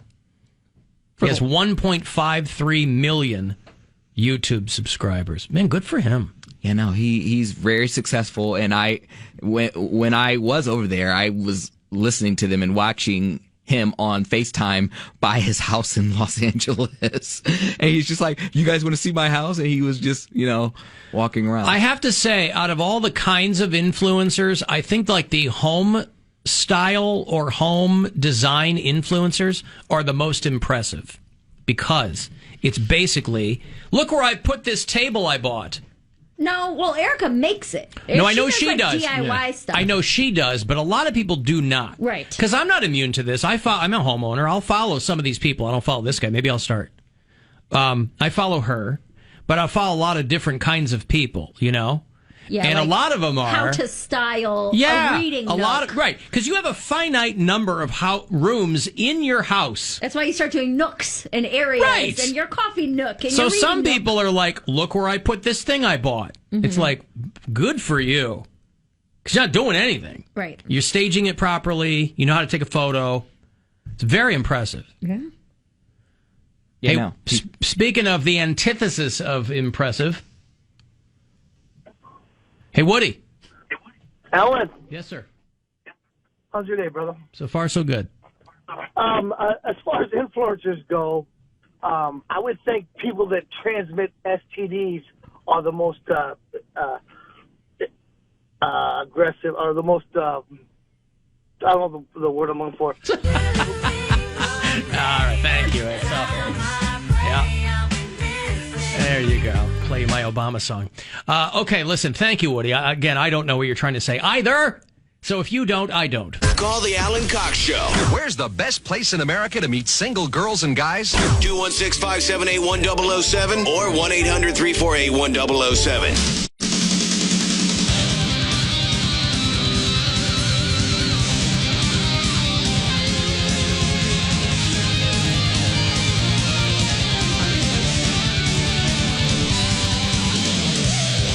$35192. Want to send a text? AlanCoxShow.com for all the other stuff. Thanks again to Swisher Sweats for helping out in the video department today. Today is our penultimate show in the studios here in Independence at Oak Tree. The first live one downtown is going to be on Tuesday. So for people hitting me up about our last show today, Monday will be our final show here. And then we'll scoot it downtown for Tuesday. Comedian Ryan Dalton is in town next week. I think he, purely coincidentally, is going to end up being our first in-studio guest in the new studios. Uncle Love Party that. back in Northeast Ohio, right? Aww. Full circle. He was one of the first, when I first came to Cleveland and was getting the lay of the land, Ryan Dalton was the guy. Mike Polk and Ryan Dalton were the guys in local comedy. Yep. And he so moved to L.A. That's right. Big fish moving to a big pond. You stay here where the pond is small. You stay big, Ryan.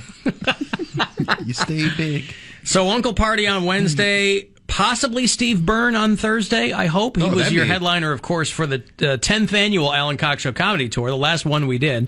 He's doing next weekend at Hilarity. So I'm hoping, because we're out on Friday, so I'm hoping that he can make it on Thursday. And then, in a few weeks, the return of Dr. Ryan Berglund for Is It Red? He will join us on the 16th of September. Do you remember the 16th of September? That's right. So if you're a new listener to the show, Dr. Ryan Berglund is a urologist with the world-renowned Cleveland Clinic. And we have dudes call in with all manner of problems down there, and he tries to help them out. And he hasn't joined us. His last time on the show was right before the pandemic. The very last day of February in 2020 was the last installment of Is It Red? So he'll join us in a few weeks, barring any, changes in anyone's schedule. Howard Stern's father died. I don't know how many people still pay attention to Howard Stern. He's over there on satellite radio, has been there for a long, long time. His parents, unbelievably, still alive. The word started to trickle out this morning that Ben Stern died. He was 99 years old. He'd been ill for a while. If you are a Stern fan, and I am, he takes the bulk of the summer off. So the word started to trickle out because he mentioned it in passing in an article in a local New York magazine about painting. Because he's a painter in his free time. And I came late to Howard Stern because never really heard him until I moved to Pittsburgh, because Chicago was one of the few markets where he didn't succeed. He flopped in Chicago because I think by the time he got there, Chicago was such an important market for radio back in the day that all of these,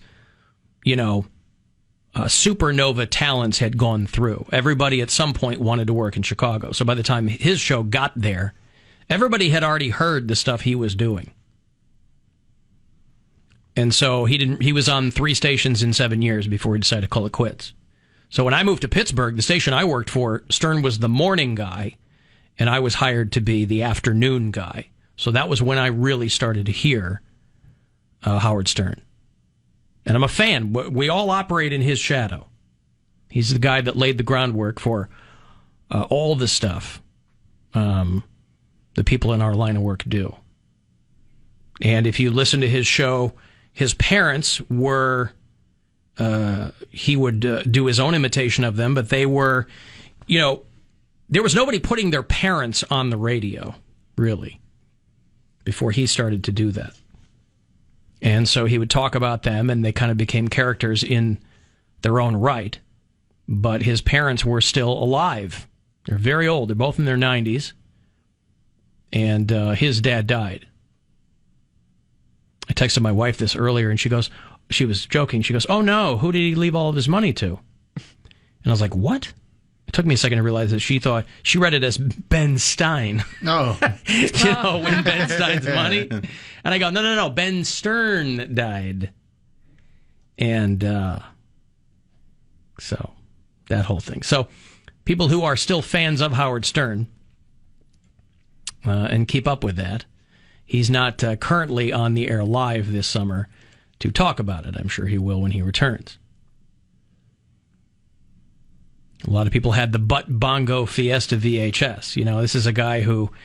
And I will say that my enjoyment of that show has waned considerably over the pandemic because he kind of retreated to his house, and I don't think that he has any intention of ever going back into the studio.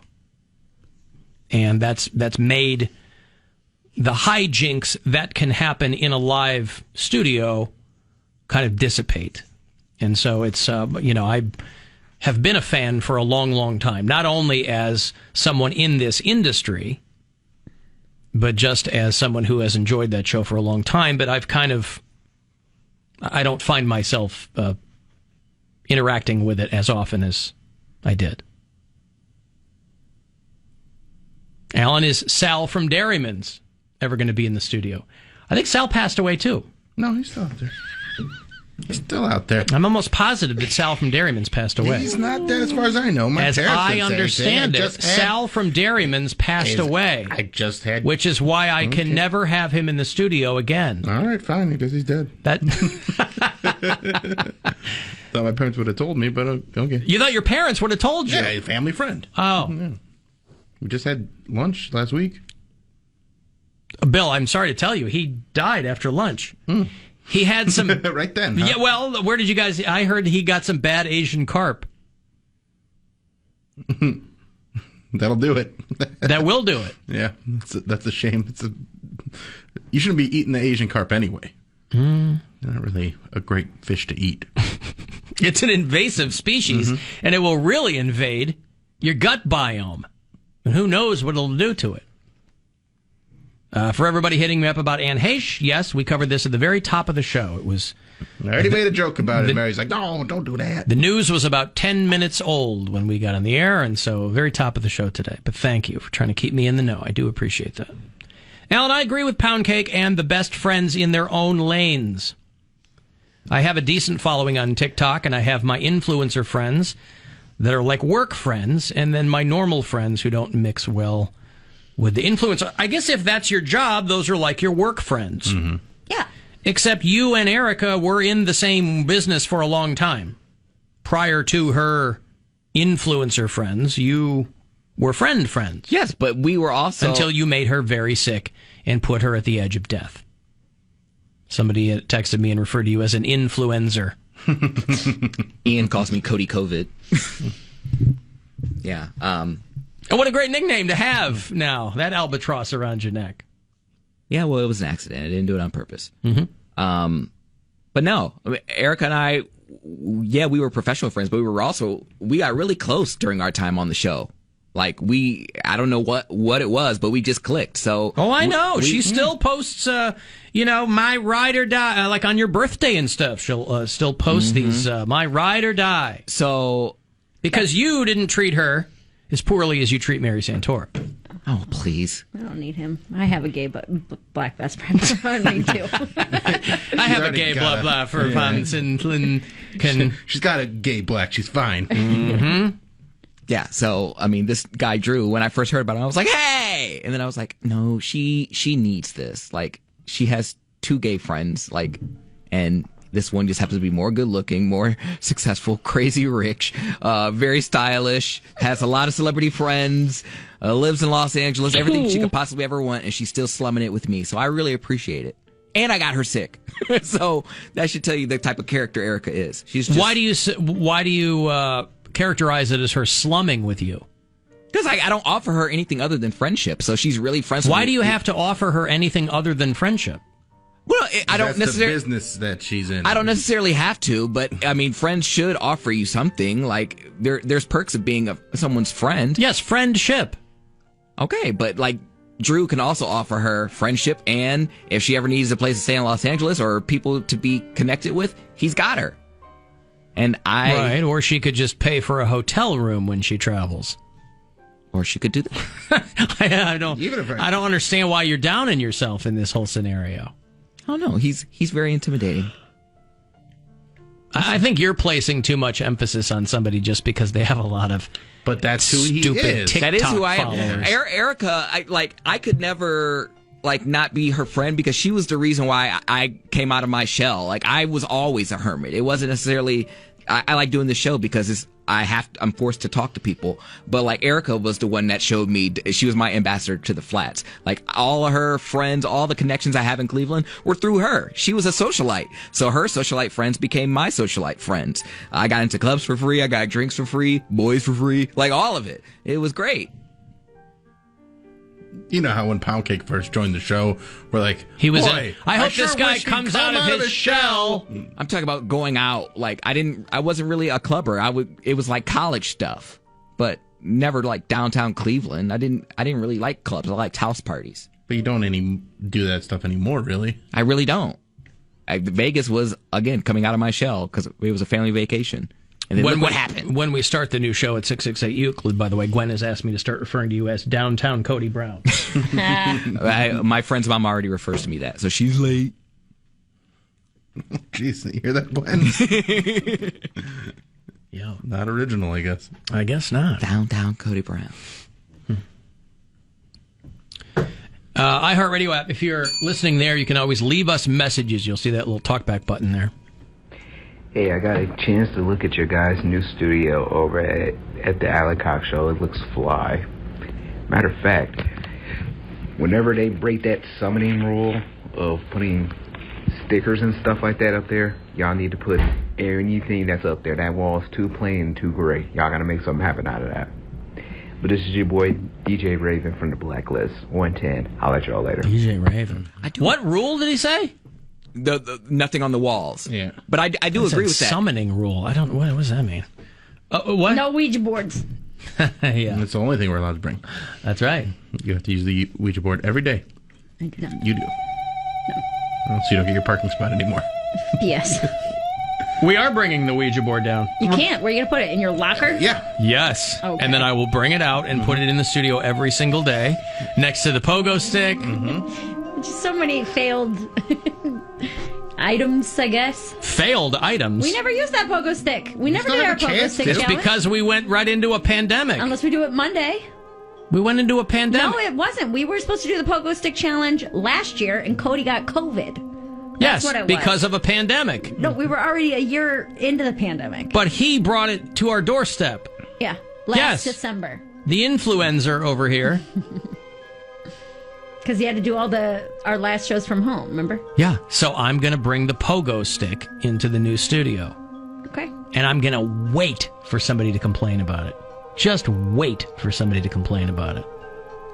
15 minutes in, you set it down, first break, someone walks in, is like, Too bad. I do agree that the walls are just too plain, though. I think people will get tired of that. I'm bringing the lights, so we'll have Yeah. lights, so it won't be that grayness. It'll have a little more pop to it, and I think with... I don't care what the walls look like. I think people will want it to be a little more homey. I don't know. We don't live there. But it might feel like we do, but we don't live there. That's where we work. We're a home for the listeners. It's a place of business. And with, like, my shot and Mary's shot, it's pretty tight, so you're really only getting the background, and then I'm going to tighten up Alan's shot, too, so it's not as much dead space It's around only him. going to feel weird because we fine. have so much crap here. Yeah. Right? But Right, it you is know how this phone that doesn't work behind you? that TV that was there for 15 years. My TV's still here. The duster, spray can, and all that stuff just makes it real homey here. Homey. Can I take this DVD player? What's that? Can I take this DVD player? I'm sure you can. I don't think anybody's going to go to fisticuffs with you over the DVD player. I'm fighting for it. Yeah. It opens. It still works. Yeah, it's just because it's been here for 20 years doesn't mean anybody's used it. When was the last time we used to have DirecTV in there too? I know, right? Right? That's how I'd have to record things in there on the TiVo to get the audio from it. The olden days. Oh yeah. Is that the summoning that guy was talking about there? So, what Is it was where that? there's like a howling noise or something? Probably something rolling down the hallway there. Oh, but we yeah. won't have a hallway anymore at the new place, just an open kind of atrium space. So now, when I need to stick my head out of the studio to yell at somebody... Who are you going to yell at? everybody. You know I love to yell. We're going to hear him pacing. I'll be yelling at everyone. That's what I'm most looking forward to. To begin yelling at people. Driving home today, I was like, because of the kind of just grab a desk and work layout that it is, I was like, maybe I'll get in early and I'll do research and I'll work on things. Oh, no. Except that it's not grab a desk. They've already been assigned to people. Which I fully do not understand. I thought it was no one's allowed to be here unless you're here for the day for an hour. Grab a desk. I don't know about that. All I know is that initially, because the desks there are numbered, it's like an open workspace for people who don't know what we're talking about or haven't walked by the studios there. So, the workspaces, they're numbered, right? So initially they were like, oh, there's this website you go on and you reserve by the number or whatever. But then apparently in the interim, they all got assigned because they want a bunch of people back in the office. I'm like, we're never going to have a person at every one of these desks. It's never going to look like that. No. So I don't know. There's too many people working from home. Well, there's going to be days of the week, I guess, where people have to be there or something. It's like, good luck with that. But yeah, because I'm going to have to just prep in the studio because I don't have an office anymore. So I'm going to have to post up in the studio. But you won't be able to get in as early, right? Because the morning show's in there. Nolan? Yeah. Yeah, so I'll sit at a desk until Nolan's done, and I'll go in at 10 or 10:30 or whenever he's done with his post show. Yeah. So, yeah, but whatever. Who cares? It'd be a little wonky. You'd be like me. Wake up at 10, get in at 10:30. You're going to love this. No, because I go in after I drop my kid off at school. Listen, let me help you. She goes to school. I take her to school. Tell her to go to school later. Yeah, just drop her off at 9:45. Yeah. Get downtown by 10. Late arrival. I wish school started earlier. Ew. Why? So I could get to work earlier. I don't believe that. Why? You want to be here at 7 in the morning? Yes. Why? You know I'm putting this show together all the time, I right? So it's understand that, like but you need- I'm always working. You would want, and you need an extra 2 hours? I need an extra every single hour I can possibly have. Do you know how long it took him to prep this conversation we're having right now? Hours, apparently. I just lost my place in the script, Bill. Sure, you don't want to go earlier. You really want to be down there all day long. And then I said... Bottom of page 84. Oh, God. Come on, Alan. We highlighted your part for you. And then that's why it shouldn't be on yellow legal pad with a highlighter. I can't believe you write this all by hand every day. I longhand. That's you know why how he I like needs all it. that time. Why do you think I'm going through all these black Sharpies? Because we all have to be able to read it. Oh, God. This is why I wanted blinds, so when people walk by, they don't see me reading all of our lines now. You don't want to go downtown early. I can go back. Pick a desk. Why are my lines always misspelled? Sal's dead. Oh, God. I completely lost my place.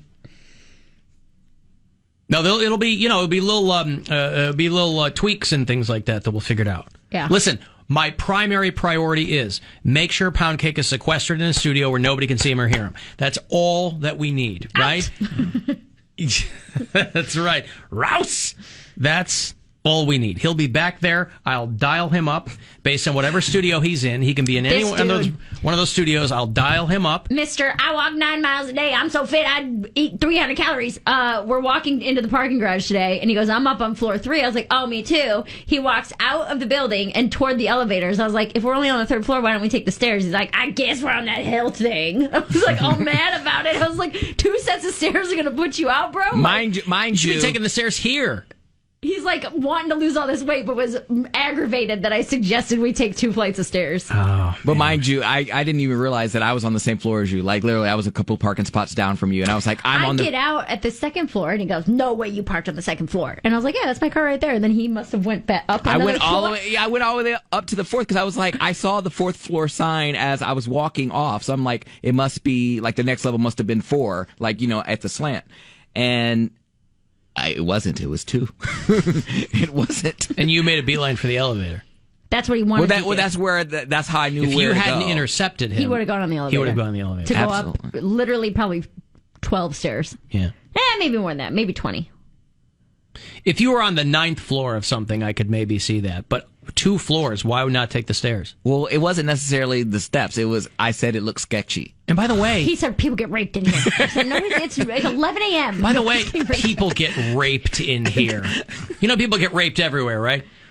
You're going down the steps, by the way, to get to the station. No, we were going up them. This was after we were done. Right, but half the day you're going down the steps. Right. You're not going up steps twice a day.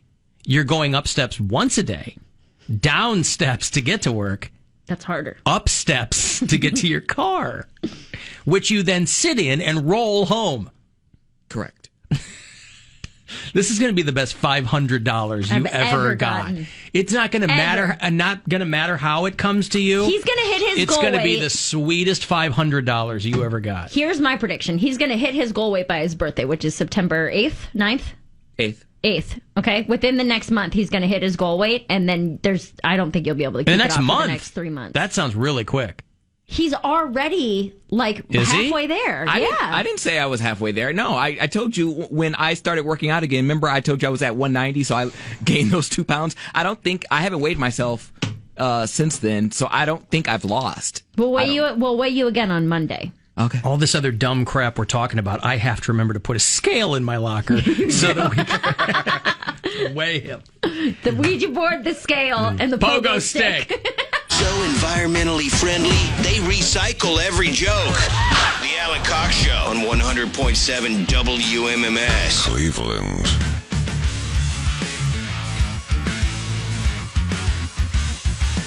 Next week, I will have tickets for you for that Trinity of Terror tour. It's Ice Nine Kills, Black Veil Brides, Motionless in White. If you want to go see Streetlight Manifesto, you remember them? I'll get you to that show. Apocalyptica is playing. So good stuff next week. Guardians will play tonight. They are in Toronto to play the Blue Jays. That starts at 7:07 right here on MMS. That's the first of 3. And that'll be a good matchup. Blue Jays are a very good team this season.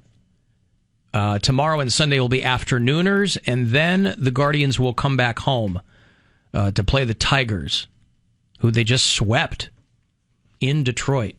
So that'll start up Monday. What's this guy's name? James Karinchak. James Karinchak? Karinchak, yeah. Karinchak is the one guy on the Guardians who's not vaccinated, so he can't go to Toronto. He was with the Lake County Captains, if memory serves. I think he was with the Rubber Ducks for a minute.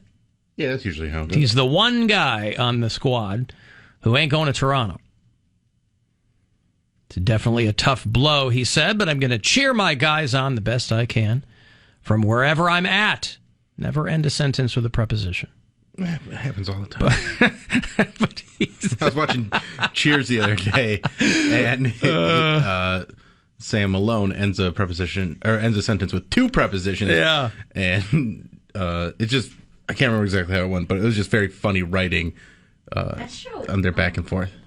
That show's great. Cheers is such a great show. So well written. It's so punchy. Yes. Just bam, but it doesn't feel overwritten. Right. Like when I watch Letterkenny, I'm like, this show is so overwritten. Unbelievably over. I can't get into it. You can have a lot of punches like Cheers and not be... Because there's flow to it. Yeah. And it's not just... I mean, Letterkenny, that's kind of the bit, is that they have certain scenes where they're just like, bam, bam, bam, just rattling off things. But Cheers is very conversational, and it just happens within the flow of the show because they do a good job of putting a story in place where there's a lot of opportunities for funny jokes. Yeah. You know, we play the Guns N' Roses version of "Live and Let Die" on MMS a lot. I like that song. I like the song too, but it throws me off every single time. It's just a grammar nerd pet peeve of mine. What? That it's live and let die? No, I think he says, if this ever changing world in which we live in which we live in. Yeah. I don't care. It grinds me every time I hear it. Well, he probably also goes to the ATM machine. Just let it go. Live and let die. Now, maybe he says... in which we're living? You might be right. Yeah, I bet because that's I've what always it heard is. it as "in which we live in," but then I'm like, Paul McCartney would never write that line. In which we're living is in probably, which we're living. I don't know. Play it. Well, because Axl Rose makes it sound like "in which we live in," but That's my how thought he has always been, Macca would never write that line. He's too good of a songwriter to do that. But again, who cares? It's just me being a dork. I always plug my phone in whenever we get onto something like this, where I would be able to Google it, and then I'm like, well, I don't have my phone, so I'll never know. I'll never know. There's simply no way to know. I'll never know. Yeah. By the way, for whoever sent me this, for people who think that Cleveland doesn't get its fair share of accolades, we are top 5 in the 10 worst airports for flight cancellations and delays. Oh, yeah, we did it. It's a problem right now. Brian Kenny had to headline a show at Hilarities last week because a comic couldn't get here. Jasmine Carter was supposed to be in town for the 6th City Comedy Festival. Yeah. Her flight got canceled to Cleveland, and Sucks. it's happening a lot. They're always on edge at Hilarities right now because they are just like, at any moment, our headliner or feature could be, hey, I can't make it. Flight got canceled. Take that 6 a.m. flight, man. Mm. It Yep. sucks, but it's the one that's never late. Always takes off. Letter is Brian Kenny's nickname, yeah? Yes. Yeah, so number 5 in the top 10 worst. This is why they need to start putting commercial flights through Burke. Just get them through. Or get rid of Burke. Just get them through there. Last week you Or were saying tear get up rid of Burke. Yeah. I sent you that Cheers clip, by the way. Oh, yeah? Yeah. All right. Worst airport is LaGuardia, obviously. They called off 403 flights in a week. Jeez. Which is like 11% of their... So I don't understand why flights get canceled. Is it just because there's not enough Staffing people? issues. Staffing issues, or there's just not enough people on the flight?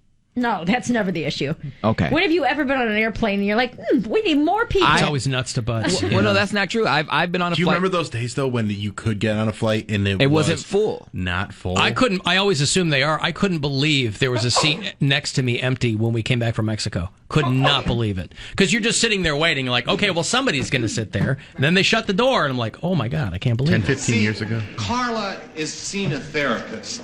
She's trying to work things out. She's trying to become the kind of waitress that you'd enjoy being waited on by. You just ended that sentence with 2 prepositions. Don't you have customers to deal with? That ended with a preposition, too. Don't you have customers to deal with, mullet head? Shelley Long was so foxy on that show. Was she? I feel like she was so stuck up that it took That's why it was funny. It But took me out of it. I think she was gorgeous. She's so mousy. I don't know. She doesn't...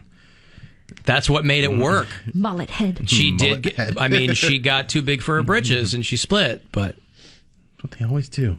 But she didn't do anything after that. Oh, she did a lot of things. She did movies and yeah, Did she Bigger did than things. Cheers? No. That's what I mean. No. She's got some real pointers in this one, too. Is that when Just the way hers. Yeah, she looked like a cheerleader in the 50s. Yeah. Bill? What? You want to see him? I can't. I plugged my phone in. Look at I know. I watched the show. I know she doesn't wear a bra and she wears the pointy little whatevers. she's got some. Kirstie Alley was foxy, though, too, when she came in. She gained 60 pounds. Her husband stayed with her. No, he didn't. No. And her husband is Xenu, and even he bailed. He said, you got a few too many fetins in you. What do you mean, eating the thetans? What's going on? Listen, I'm on record. I love the Northeast Ohio traffic blotter, police blotter. I love it, and it's the headlines. They do it right over there at the Plain Dealer. They get me with the police blotter, clickbait every time. Motorist vomits, urinates before and after traffic stop in Middleburg Heights. Congratulations. This That's could have so been. much. How much stuff you have in you? I'm going to read this to you. Yes, very much so. I'm in an alternate universe. This could have been a Mary Santora. Well, yeah. Right? A mere 4 years ago. A mere 4 years ago. A blink of the eye. This is 11:15 at night. Middleburg Heights. A reckless driver in the Middleburg Heights Library parking lot who had pulled over after weaving all over the road, struck a curb several times on Bagley Road before going into the parking lot, So the person who called this in flags down the cop, shows him that the car is now pulling away, trying to get out of there because he probably sees the black and white. So they turn on the lights, and he keeps driving, pulls into a private driveway, stops, cop walks up, smelled alcohol coming from the driver, wasn't wearing a seatbelt. The man, because I just like the way these are written, because they're basically just reprinting, you know what I mean? They're taking the transcription of the police report. The man's beard was dripping a liquid that covered his shirt and pants. Dripping a liquid. There were 2 key cards on his lap for an area motel. So it could be dripping a liquid. Blah. His eyes were glassy and bloodshot. He mumbled and slurred his words, telling the officer that he had a breathalyzer in his other car. You know, if I was driving my other car, I would... You didn't have it when it did got the Kia? Because that said you did not drive. So I got out of the Kia, got out of Saturn, and it said, you're fine. You see these motel keys right here? That's my other car. Nobody stopped me. The car said fine. I don't know. I'll blow into it if you want, but... There's no 2 bullet. I got straw. Officer opened the driver's door and saw more clear liquid on the inside of the door panel. The motorist told him he had vomited. There was a large pool of liquid on the man's jeans as he had urinated on himself. Yes. The motorist gave the officer his work identification card and said that his license may be in his other car. He had a suspended license in South Carolina, but no license in Ohio. Come here from out of town and drunk drive our streets, you son of a bitch. The officer had found an open 375 milliliter bottle of vodka in the car that was almost empty. Is that big? That's half a regular bottle. Half of a regular bottle. So picture a bottle of Tito's, half of that. It's like a fifth, right? Is that what they call Yeah. it? Okay. The driver said he did not drink the vodka and that it was water that was spilled on him. The officer did not see any water bottles or any other containers in the car. This officer, when I had to drink it, but spilled it because it's garbage. I see how it's clear. I fill it with water. It's all water. It's Nobody fine. had vodka. I didn't vomit in the door or pee in my Who said pants. it vodka? Put a vodka in a water bottle, then do what? Puke it? No. That's how we do at Browns games. See, no, I've never been a peer when I was drunk. Like I wasn't either. I don't pee on myself. Like I pee when I'm supposed to, but like you pee on other people. That's what I like to do. Mm-hmm. No, I like you. At the most, I'd get sick, but that was rare as well. It's only been a couple times. The motorist failed field sobriety tests and was arrested. The officer smelled more urine when the suspect exited the cruiser at the police station. Jeez. So he also soiled himself in the squad car. He's in the back. He's like, hey, good call on the plastic seats. These are going to be so easy to clean. I'm very sorry that I did this again. You just wipe them down with a paper towel. I have antibacterial wipes. You needed a quicker picker-upper. Who's hand sanitizer? While in the booking room, the suspect told officers he had smoked more marijuana than he had drunk alcohol. He refused to take a chemical breath test. They couldn't find anyone to pick him up. He's not supposed to be here. He's from South Carolina. Yeah, well, maybe he knows people. Maybe that's why he was in the area. He Probably in town for work, went to this sleazy motel to hook up. Yeah. And now he's not going to call his coworkers. Right. Hey, I went to hook up and I vomited all over myself. Thursday night. Yeah. Did you see the Marshawn Lynch body camera footage? Yes. Oh, boy. This guy measured a .125 blood alcohol content. They just kept him in the Strongsville tank overnight. I vomited on myself and I vomited on my car. I hope that doesn't bother you. I pee in your car, puke in my car. Everybody's car. I just want to tell you, I will pee in every car you put me in tonight. That's fine. Go arrest me. I'll puke in jail. Why do you think I was in the library parking lot? I was going to go check out a book on peeing. You think that these bars are going to stop me? Who said about the bar doesn't stop you? I had a bar. I passed the bar. I'm a lawyer. Yeah, these bars. I just came from a bar. I love that. The man's beard was dripping a liquid that covered his shirt and pants. Dripping a liquid is not my it's not good. Phrase. Nope. I don't like that phrase. Covered his shirt and pants, by the way. Dripping a liquid. Sir, what is that liquid? What lake were you talking about? It's very hot in here. I was drooling. I passed a store with food and I got hungry and drooled. You hear the Britney clips the Federline put out? Uh-oh. Oh no. I don't like this. It ain't easy being a kid. Now look at what you gone done did. Whoa, it's time for Kids Corner. Kids Corner. I think this is because Federline wants more money in child support or something? Or? No, the kids are about to be off child support. Oh, because I thought they were like 14 years old. No, they're 16 and they're only like a year apart. I think that was a part of her like mental breakdown is because she probably had postpartum and she was having kids too close together. But she had 16 and then I think the other one's like 15 or getting ready to be 15. Jaden and Preston are her two sons with Kevin Federline, and it's got to be, look, put all the stuff aside, it's got to be a nightmare having Britney Spears as your mom. Because she's trying to get herself figured out, and so I guess they used to call him K-Fed back in the day. Why would it be a nightmare? That's your mom posting naked these? Yes, pictures on Instagram. But your mom is an international pop icon. No. Your mom is your mom. Every time they talk to a celebrity, they're like, my kids couldn't care less what I'm doing. I'm their dad. Mm-hmm. I'm not Britney Spears. I'm their mom. Mm-hmm. They're not going, you can, the way she talks to him, she's like, you guys don't respect me. You don't, Come in here when we're trying to go to bed and then you just... This is my house. If I want to come in here and give you lotion for your face because it is coarse. These are like years old videos when these kids were younger. But Kevin Federline's putting them out there. I don't because like he's trying to show that he's like her sons don't want to spend time with her. That's not right. And she says he's lying. So he's like, well, here's some videos. Mm-hmm. And all you tell me, no, it's fine, it's fine. No, it's not fine. You all better start. She's mad, by the way, that they didn't apply their face lotion. Mm-hmm.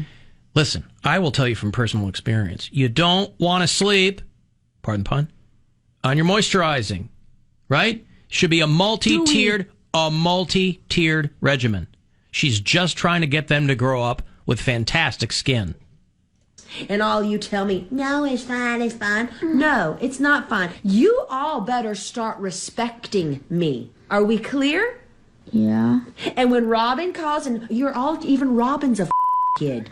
She goes, what have you been doing to your kids? You all need to start treating me like a woman with worth. I am a woman, okay? Be nice to me. Do you understand? Yeah. I mean, if you're a kid, that's all therapy talk. But if you're a kid, you're like, okay. Where's her... That's not how you talk to your kids, Where's is her what I'm Britney saying. Spears voice? Hey, guys. Like her baby voice that's all over her Instagram. She's You a know what I'm talking mom. about? She's not... You put on a voice when you're talking to your kids.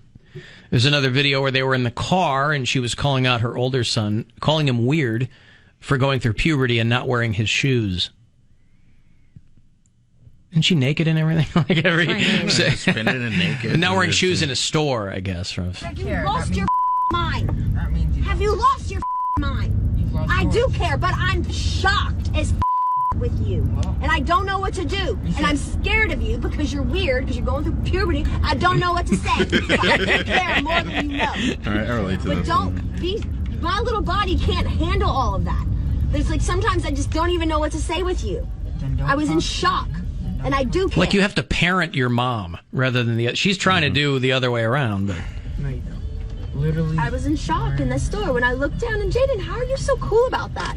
Your brother being with Baron's big feet, size 13 now? Well, he's my brother. And all the more. Exposed? His feet, your blood in an ice cream shop in Alaska weather? Don't you think that's a little odd? No. Yeah, I think your phone should be gone. Okay. Yeah, for a very long time. Yeah. For not wearing shoes. Yeah. Mm-hmm. Yeah. My phone's just going to be taken away forever. Because you know what, Jaden? Mom decides to take it away for me not wearing shoes. So these kids are dicks. I don't like them. Every kid is a dick when he's going through puberty. Even when they're not. Boys and girls. My ex-wife and I were waiting for the bomb to go off with our daughter. Also, Poundcake. She just turned 18, and she's been... Pretty cool? Pretty cool. The whole way through. She's just a sweetheart. But we were like, that bomb's going to go off at some point, because she's a teenage girl. Mm-hmm. And there's been, obviously, I'm not there all the time, and so there's been some of that with her and her mom. But for the most part, that's why I get a little worried about college. because I know how I was. Mm-hmm. I was a good kid, and I got to college, and I wowed it out. Well, yeah. Not in you the didn't even go that crazy. You didn't even but I was drinking until later. Well, I don't mean that. Like, I was putting it in everything that looked at me. Well, you should. That's what college is for. Well, my 10-year-old niece. not for my 18-year-old daughter. It's not. My 10-year-old niece is getting real. Shut up, sassy. Bill. She's getting real sassy, and both me and my sister just look at each other. We're like, been sassy. And she's getting but next now level. she's getting like already at 10. Yeah. She's getting like teenage sass, and we're like, she better get her period soon because this is what that's all leading up to, man. My sister's like, I can't do this for the next 8 years. Like, she's got an attitude. That's how my oldest was, and she just always wanted to grow up so fast, and like just, and now like when I have conversations with her, and she's so level headed now. I'm like, do you realize? And she'll talk about things that she did, and be like, I can't believe kids these days will do. I'm like, do you understand who you were? Right. Do you understand what a nightmare it was just trying to get you to do anything because you thought you had everything figured out? And she's like, I wasn't that bad. I'm like, you were that bad. And she's like, it's hard enough with level-headed parents, let alone when Britney Spears is your mom, and she's got her own stuff going on. Say hello to my ass. Our phone operators are standing by with their thumbs up their asses, waiting for you to call. So call. Call the Alan Cox Show. 216-578-1007 or 1-800-348-1007.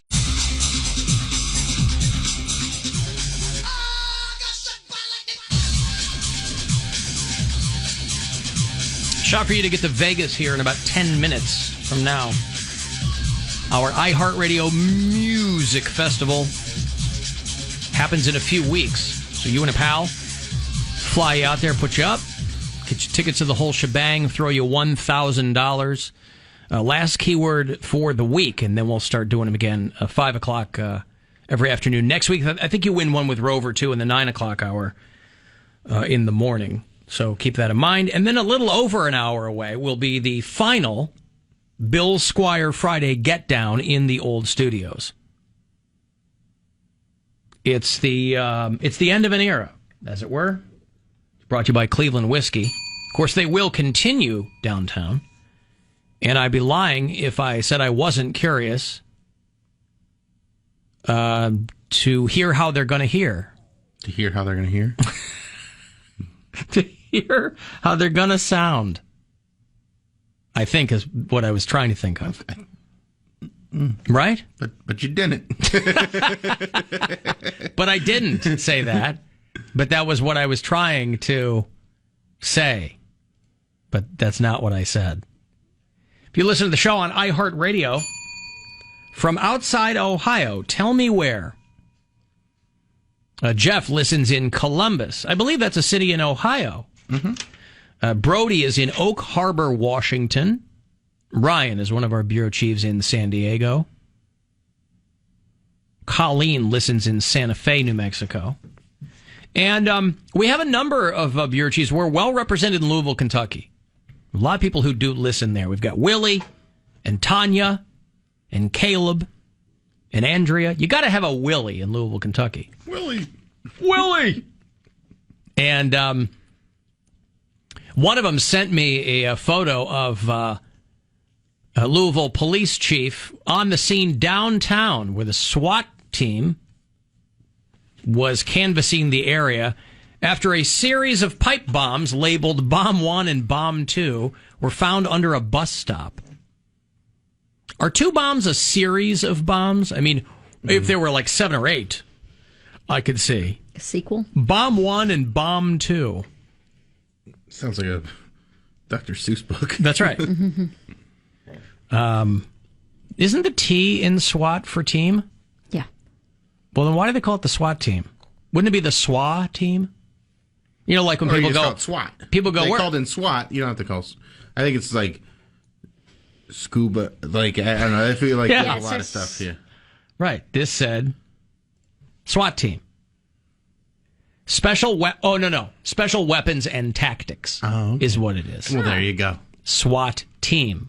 You know, like people go, "Where's your ATM machine?" Mm-hmm. And you always get some nerd that gets mad at you. Like you? I don't do that. It is a machine. I don't do ATM or HIV. I will do HIV.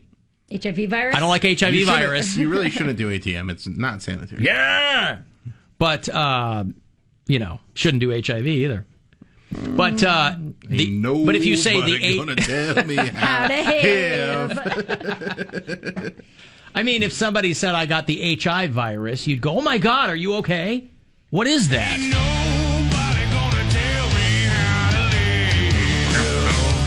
I love you,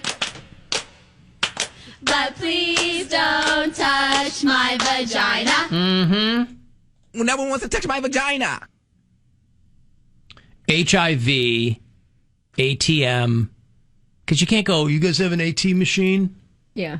ATM. Do you have an ATM? This is what I say when I walk into any store. Do you have an ATM and do you have HIV?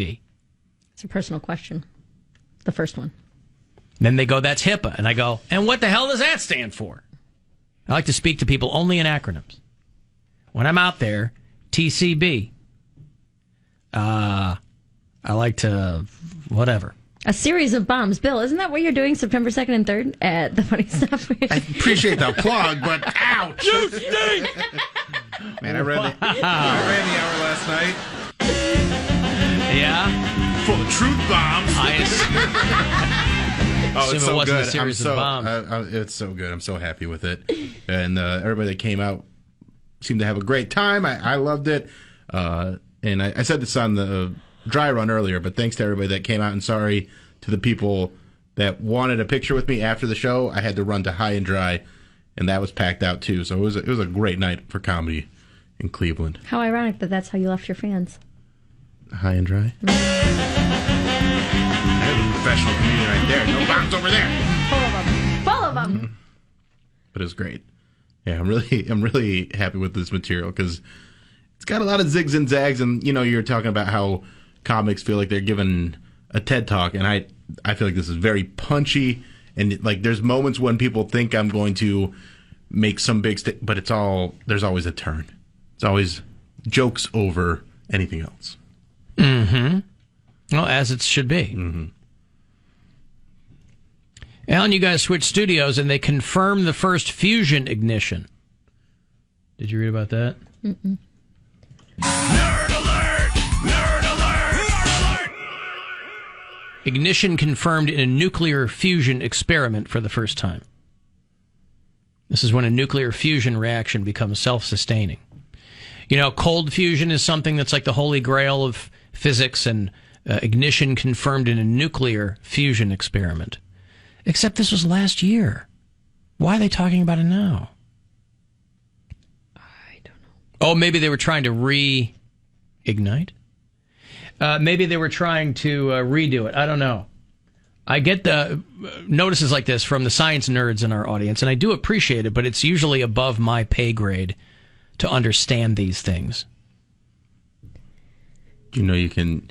I mean, nuclear energy, they're trying to develop these alternative fuel sources and things like that. And you can light a light bulb with a potato. I do know that. There's electricity in a potato. Because, like a battery. I was going to say, because... See, we know about stuff. How are we going to plug in our potatoes if... Sorry. What am I going to do with all my lava lamps? That's actually a good question. What am I going to do with all my lava lamps? How many lava lamps do you have, dude? I mean, I have 3, I think, in my 3 in the production open. studio. One that he hides. Yeah! The smaller one I hide. You have 3 lava lamps in there? They're not all on, but I mean, I think that... more than you need. He likes the groovy feeling, brother. I just can't think of what it is. Oh, this is that physics song I was thinking of. From the... Oh, he can sing. I'll tell you what, though. The funny thing about R. Kelly is, for a guy who can't read, I think that's why his songs are so... Literal and long. Because that song, I was clicking through and Satellite was playing I Admit. You ever hear I Admit? About, this is after the whole... I admit I can't read. I admit I can't... Yeah, it's... And it sounds like a classic R. Kelly song, but his lyrics are basically him... He's not writing lyrics down. He's just riffing, telling you a story, and it's very literal. has to be. So I imagine any like R. Kelly song ever that had actual lyrics were written by someone else, or he would dictate what he wanted to say to somebody, and then they would synthesize it into something that was maybe song-worthy. Because his songs, he's never met an editor, and the lyrics themselves are all like, when the IRS came to my front door, and I opened it. You know, this is where, seriously, Trapped in the Closet was the exact same thing. This is when watching his documentary comes in handy, because Surviving R. Kelly, they talk about that, where he would just memorize the notes that he wanted to play, or if he wanted to write a song, he would record it, and he would never write anything down, so there were never any like official lyrics. It was so bad to where he couldn't read or anything, where his lawyers or whoever was handling his money or his copyright stuff, he would sign over the rights to his songs because he didn't know what he was signing. So he never really... Oh, that's in the song, too. I would say it's all in the song. He never was as rich as he could have been. He could have been hundreds of millions of dollars rich. He's just an auditory learner. Also, did he have to like draw pictures on the sex tapes that he was making so he knew which one it was? No, they were just a gamble. Do you think... A series of bombs. Mm-hmm. I just have a question in regards to, do you think he would have gotten caught had he not recorded all of his events on tape? Like, there would have been rumors about him sleeping with underage girls. There's a lot of rumors about, like, a lot of rock stars sleeping with underage girls. But had he not recorded it and there been evidence, do you think he would be in prison today? If it was just hearsay? If it was just his word against theirs? Like the rumors would be going around, like, about the Aaliyah stuff and everything. But had he not been like a deviant, and somebody would have eventually gotten him on tape. Why would he? Audio why would they get or him on video? tape? Because if you're that prolific in that kind of awful stuff, somebody is going to want you to pay. Somebody is going to want you. Jim DeRogatis is the guy who nobody wanted to listen to, and this guy has been vindicated 25 times over. Jim DeRogatis is a longtime Chicago. He's national because he does a show with another guy, but he writes for Rolling Stone and things like that. But I think he was a music critic of the Sun-Times. Jim DeRogatis was the first guy 25 years ago who locally said R. Kelly is doing awful things to teenage girls. They said he was crazy. It was his, nobody wanted to hear what Jim DeRogatis had to say. He wrote books about R. Kelly. Nobody wanted to pay attention, but he was right the whole time. So somebody, barring that, one of these girls would have gotten R. Kelly on audio or videotape, admitting to so. But I'm telling you, Google "I Admit" lyrics by R. Kelly. It is hilarious how many goddamn lyrics there are in this song. I admitted I couldn't read the teleprompter when the Grammys asked me to present. He's talking about nailing his friend's girlfriends and his girlfriend's best friend and blah, blah, blah. I admit I talk to the devil sometimes.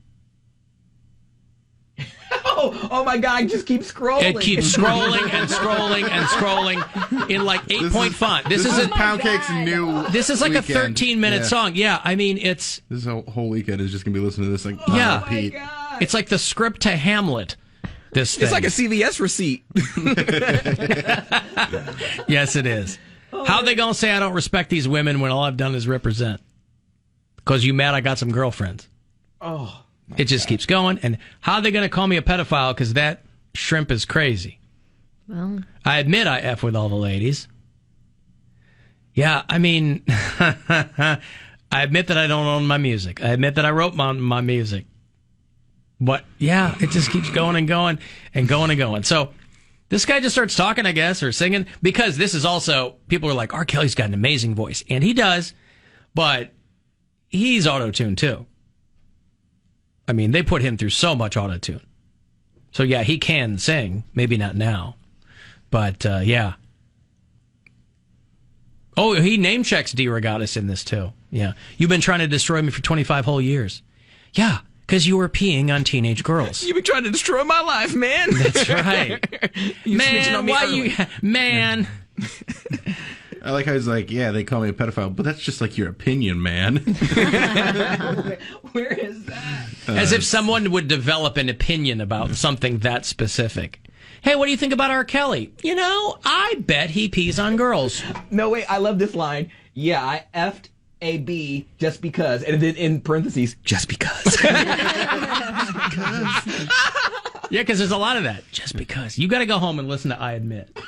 I'm going to listen to it in a break. What do you mean? It is. Well, if we have 13-minute breaks. It'll last me. Now, Wendy Williams mad with me, but I ain't never offered her no drink. No drink. Yeah. Taking pictures with me for your Instagram, but when I need you, you quick to get lost. Can't find you. Robert J. and Joanne, my kids. This guy's got kids. Jesus. You know, you want to love your parent if you have even a passable relationship with them. But you're really asking your kids to do a lot of work when you're accused of the things he's been accused of.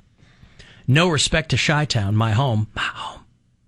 But we got to learn how to support our own. I admit that my heart cries for my city. Instead of judging me, y'all should be using me. Judging me, using me. To help these kids, raise them out of depression and poverty. Yeah, they tried that. And guess what you did? Peed on them. You groomed them. You should be using me to help these kids. That's how all this started. He was like doing charity stuff around the city and, you know. Yeah, you use these charities as a dating service for freshmen in high school. He does the ATM machine thing. You dummy. I'm tired of everybody wanting a piece of me. S word for poop. I'm not an ATM machine. Well, I'll let that go with R. Kelly. This guy doesn't even know what's going on. He can't read.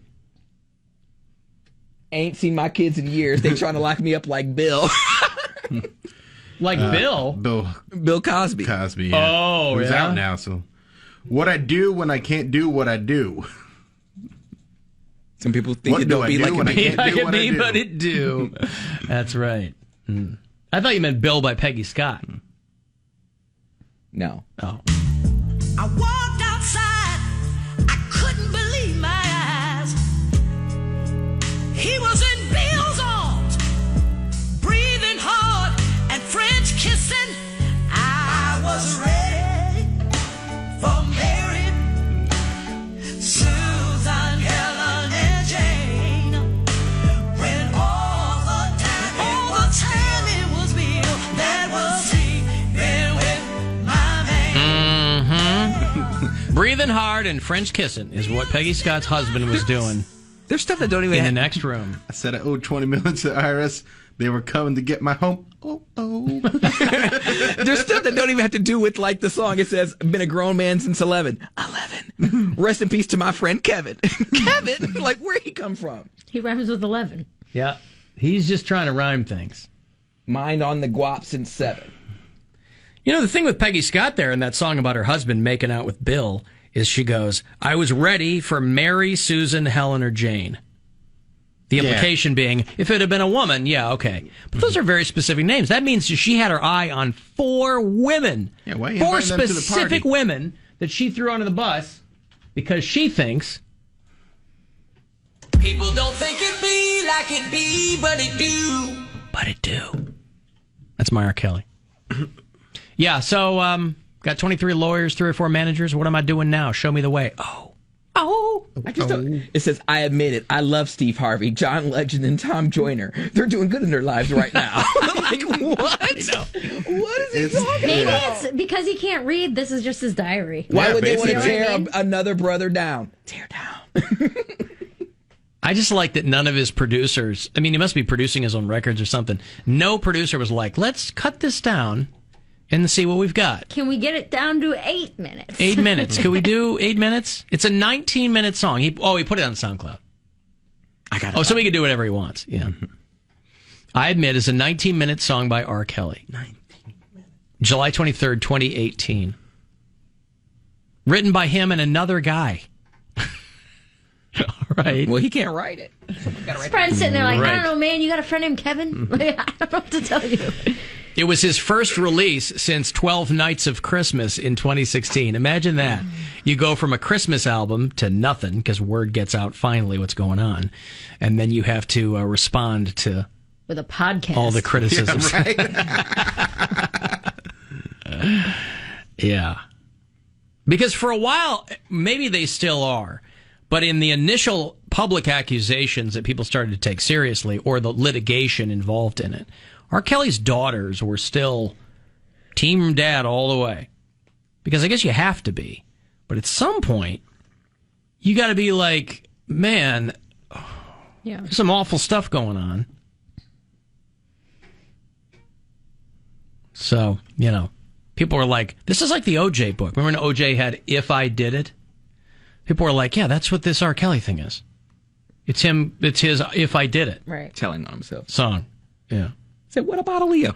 I said, hush. Like, why would you put that in the song? Hush. Yeah. A few fans of Kelly played I Admit outside the courthouse shortly after his judgment was issued, after he was convicted on 9 criminal counts. Imagine that. They're like, guys, it's all here. They're trying to pass that bill where rap lyrics can't be used against you in a court of law. They're like, here's a 19-minute song you guys might want to peruse. No, that's just that's an artistic, what's the word I'm looking for? Interpretation. Interpretation, yep. He's taking artistic license. Liberties. There you go. I put the R in artistic. It's not every day you hear him complain about something. Wait, yes it is. Alan Cox. On 100.7 WMMS.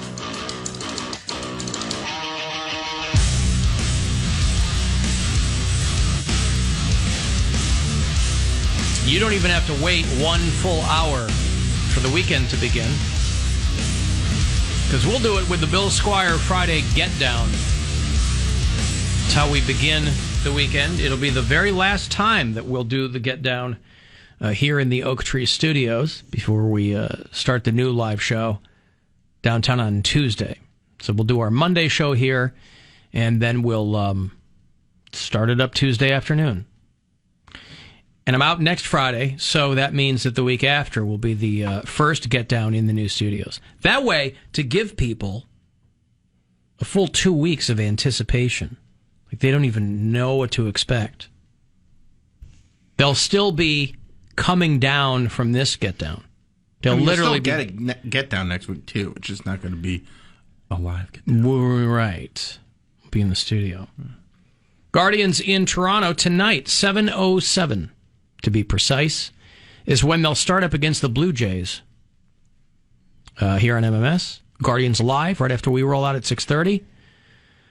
For your pregame coverage, keep in mind, throughout the month of August, you can use the promo code RADIO at CLE Clothing Company for 20% off. I'm wearing my WMMS Rocks football t-shirt today from CLE Clothing Company because Browns preseason tonight. Boy, this Patrick Carney story is wild. Black Keys are supposed to play the iHeartRadio Music Festival. I don't know if this does anything to that. Patrick Carney, the drummer for the Black Keys, has been married to Michelle Branch for 3 years. And she launched him by tweeting that he cheated on her with someone from his record management company. A cheater tweeter, if you will. They have both been married a couple of times. He was married 3 times in 12 years. This was her second marriage. She was married to a guy considerably older than her. She married a guy named Teddy Landau, who I don't know if he was in her band or if he was her manager or whatever. They were married for like 11 years, but she was 21 and he was 40 when they got married. They have a kid. She and Pat Carney have 2 kids. They have a 4-year-old and a 6-month-old. And the cops got called out on a domestic violence with her hitting him. Her mugshot looked like she got something. I don't know. Yeah. It's a wild story, though. So she tweets that she just found out he's cheating on her while she's at home with the baby. And she gets arrested at 2 a.m. today. What are her songs? What's a Michelle Branch song? Everywhere? Because I always confuse her with Vanessa Carlton, the 1,000 Miles girl. Mm-hmm. They're not much different. Is Michelle Branch the one? She had a big hit with Santana, right? The Game of Love. Was that Michelle Branch? I don't know. I just know this one. I've literally never heard that song. You gotta get to the hook. Get to the chorus. Get to the chorus.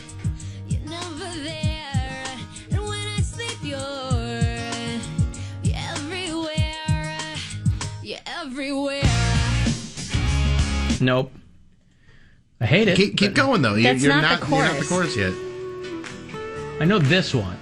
Santana. You know was the other one. You have to have heard that song. It's like literally her biggest hit.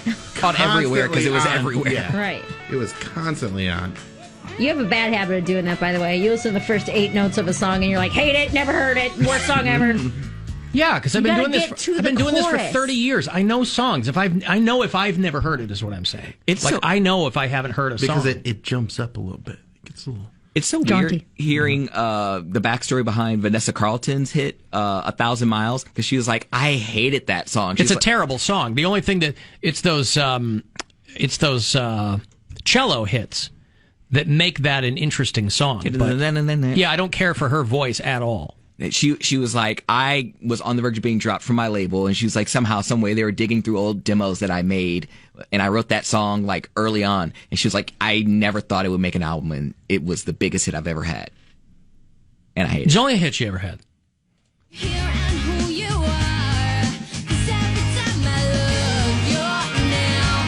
Is this the chorus? We're getting there. We're getting there. You give it 2 seconds. I'm asking you. Right here. 'Cause you're Never heard that song. And when I close my eyes, it's you I see. No, I believe you. I mean, I'm in the minority here. I know she had a couple of hit songs. I remember the Santana song. Anyway, I always thought it was weird. I mean, listen, Black Keys are from Akron. I believe people know that. I think there are a couple of T-shirts to that effect. But there's always also been in the wind for a long time that Pat Carney is kind of a chode. So I don't know how much of this is true, but whatever. But it's still a really weird story. I remember these two first got together. They met at a Grammy party. I thought it was a weird match. Granted, I know nothing about either of them, but she's pretty foxy, and he kind of looks like Gru from Despicable Me. So, but who knows, man? Rock and roll makes people do crazy things. So anyway, she tweets that she found that he was cheating on her. Then she deleted the tweet.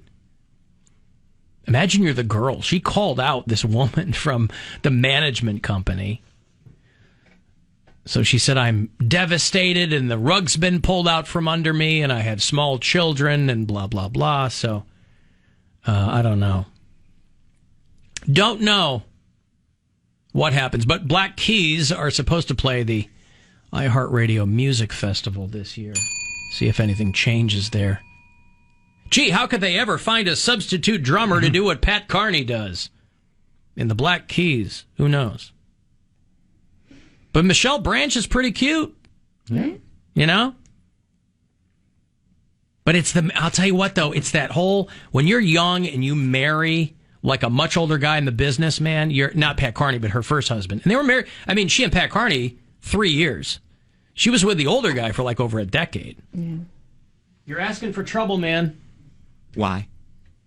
When you're a young artist and you like marry your manager or you marry an older guy in the business, like you understand what he's looking at, you understand what she's looking at, but you're like, you know, I feel like you do that more so for protection. You're in an industry that is looking to exploit and take advantage of young, crazy people. Yeah, but plenty of people have good management that they don't marry. I understand that, but maybe in this particular instance, I'm not saying that she doesn't, but if she doesn't, I might take my chances with someone who's not necessarily my manager, but someone who knows the biz a little bit, and what affects me affects him. If I marry him and someone screws me over on a deal, he knows a little something. He knows people. He has lawyers. He can help.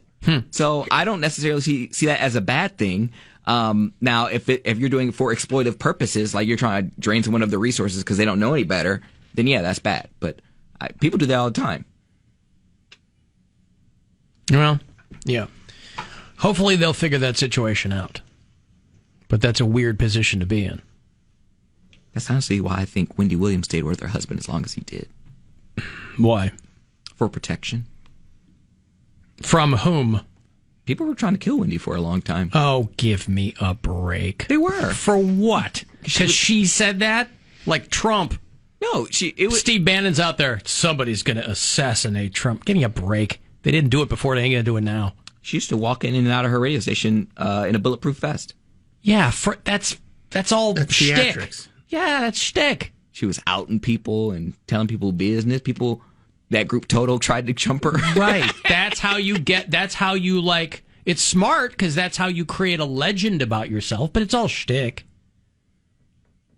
Okay. Well, I'm such a big deal and such a threat to these people that I have to wear a bulletproof vest when I leave the radio station. Like what? She's talking about people who, at that time, rich, successful artists.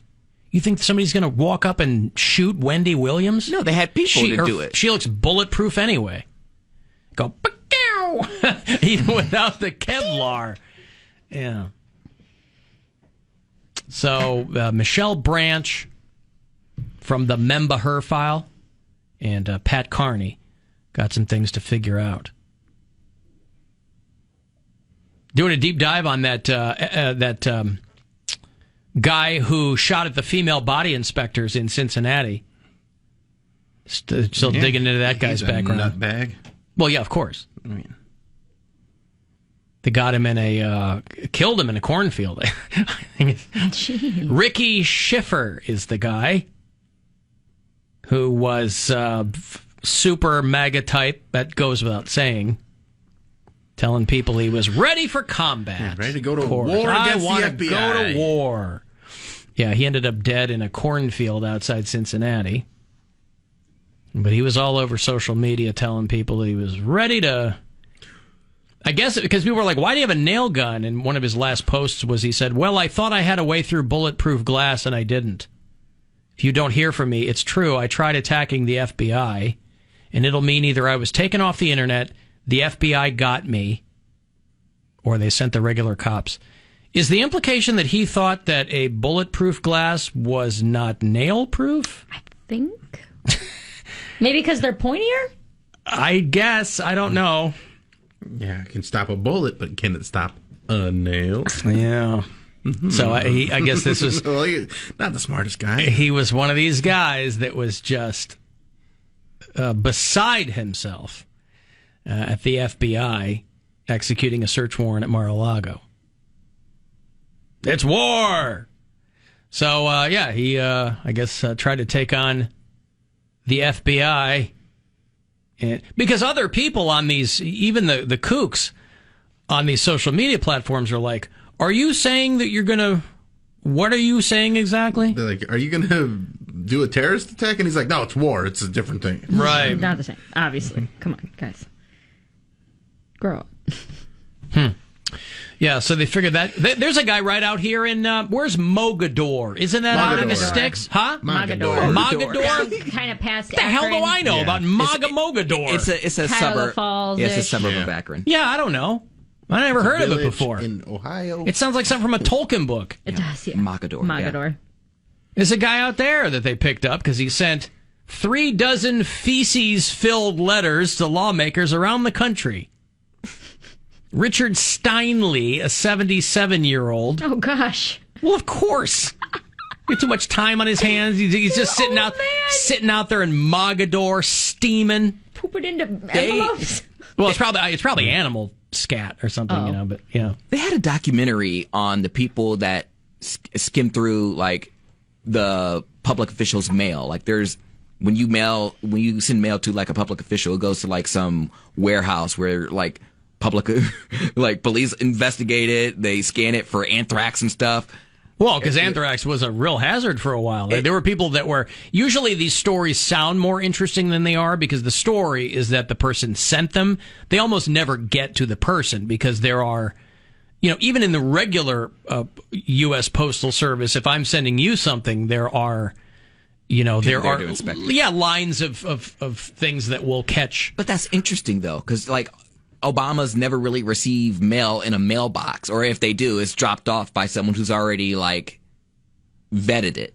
Yeah, they're not going to take the risk. I know, but I just think imagine having that job. Like, you're just going through people's, like, public officials' mail. Like, you're getting Obama's and Hillary Clinton's mail, and you're seeing what people send them.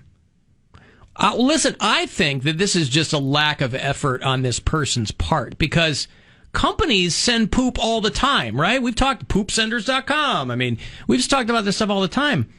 You get a Category B sticker. I mean, medical labs send fecal samples all the time. I pooped in a box before my colonoscopy, right? You get those Category B stickers, you can mail poop. That's going to be marked as hazardous, which means, it's not going to get to the person. But imagine the time it took. This guy had to look up all these addresses. I was going to say, he's got nothing else to do. I know. He's out there in Mogador and pooping in envelopes. He'd been sending letters to elected officials in D.C., Kentucky, California, Ohio. Mailroom employees in Cleveland and Akron intercepted 25 letters that never made it to their intended recipients. The return addresses were fake, of course. Some letters contained words such as pig and racist on them. I like that not only was he pooping in, which in itself I would think poop sends the message you're trying to send. He included a letter. Hey, pig, here's some poop. In case you didn't get it. Investigators witnessed him mailing a letter while wearing a glove, and after retrieving the letter, determined that it was contaminated with feces. That letter was addressed to Jim Jordan. So it sounds pretty bipartisan. If anybody deserves a bubble envelope full of poop, it's Jim Jordan. It's not clear, they said, if the feces were animal or human. Just that there was a lot of it. Just that there was a ton of poop in these envelopes. Hey, Craig. Hi, Alan. Yes, sir. How are you? I'm good. What's up? Mary, Bill, Poundcake. Love you. I love the show. Thank you, sir. I'm all in with your thoughts on the knuckleheads on the far right. But that's not what I call it. Well, this guy's mailing him poop, Craig. I mean, at some point. But like you said, this guy's kind of bipartisan. He's sending it to anyone who'll take it. Yeah, everybody can poop, right? Like everybody's got an opinion. Yeah. I just want to recommend a horrible movie, Alan. Please. If it's okay. It's called Bigfoot the Movie. Okay. I was clicking through the other night. There's a documentary on Bigfoot that's on Hulu. No, it's not a documentary. Right, Bigfoot the movie. Gotcha. Bigfoot the movie. It opens with some dudes in a pickup truck barreling down a dirt road listening to Donnie Iris. Oh, so this is set in Pittsburgh. You betcha. Yeah. Donnie Iris, here come the Bigfoot. It's beautiful, man. Donnie! He's up there in Elwood City. I love it when you do that. Well, there you go. I spent a little time down there in the Pittsburgh area. Down there? And, down there. Where are you from, Craig? I'm from the Cleveland area. Okay. Enjoying a sunny day. Well, yeah, I'll check out Bigfoot the movie. That is that's set in Elwood City, which, if I recall, is way north of Pittsburgh. But please do. I'll check it out. There's actually a great movie with a legit cast: Ron Livingston and Sam Elliott, and it's called "The Man Who Killed Hitler and Then the Bigfoot." I've heard of that. I love it. Yeah, probably. Yeah, I think we did. It's a fun movie. Larry Miller's in it. I love Sam Elliott. Yeah, he's great. I will check out Bigfoot the movie, Craig. Thank you for your time. You guys have a great weekend. Bill, I'm looking forward to the get down. Thanks. It sounds like you already got your weekend started, though. Well, I'm a little bit for you. Yeah, that's all right. It's all right. Mm-hmm. All right, thank you, Craig. There's Craig. Bigfoot the movie. All right, well, I'll watch that. I'll figure out where I can get it. I wonder why there's so much renewed interest in Bigfoot all of a sudden. Why is that? People are bored and the world is on fire. But they're always bored and the world's always on fire. Why Bigfoot? Because you never hear about the chupacabra anymore. That was a big deal for a while. It was the chupacabra. Beef jerky. Beef jerky? Because of those commercials, you mean? Yep. Bigfoot in the beef jerky commercials. Links, yeah. Jack Links. But those were like 5 years ago. Right now, there's a Bigfoot renaissance. Everything I said. I guess people are mad at me because in Ohio it's called the Grass Man. I've never heard which that is the a dumbest day in my name. life. You don't need your own name for Bigfoot. Bigfoot's fine. Just Bigfoot. But apparently that's a thing. James Renner would probably know that, right? He's got all that stuff figured out. Yeah. But Grass Man is what people tell me. Go, okay, fine. I'm not calling him the Grass Man. I'm calling him Bigfoot. He's not made of grass. He's got big feet. Might be made. As far as we know, we don't actually know if he's got big feet. Grass Man. What if he wore like a children's size 12? You find he's this 6'9" hairy thing with dinky little feet. Or he's actually not that tall. It's just all the footage was shot from way low. They were laying on the ground. Yeah, it's like when you're at a concert and they look so tall, and then you meet them in real life and they're like 5'4". Tiny, yeah. Yeah. Well, you're just a little tiny little cryptid, aren't you? Alan, you have been described by your enemies as evil, insane, manipulative. Who are you? Call the Alan Cox Show. 216-578-1007 or 1-800-348-1007.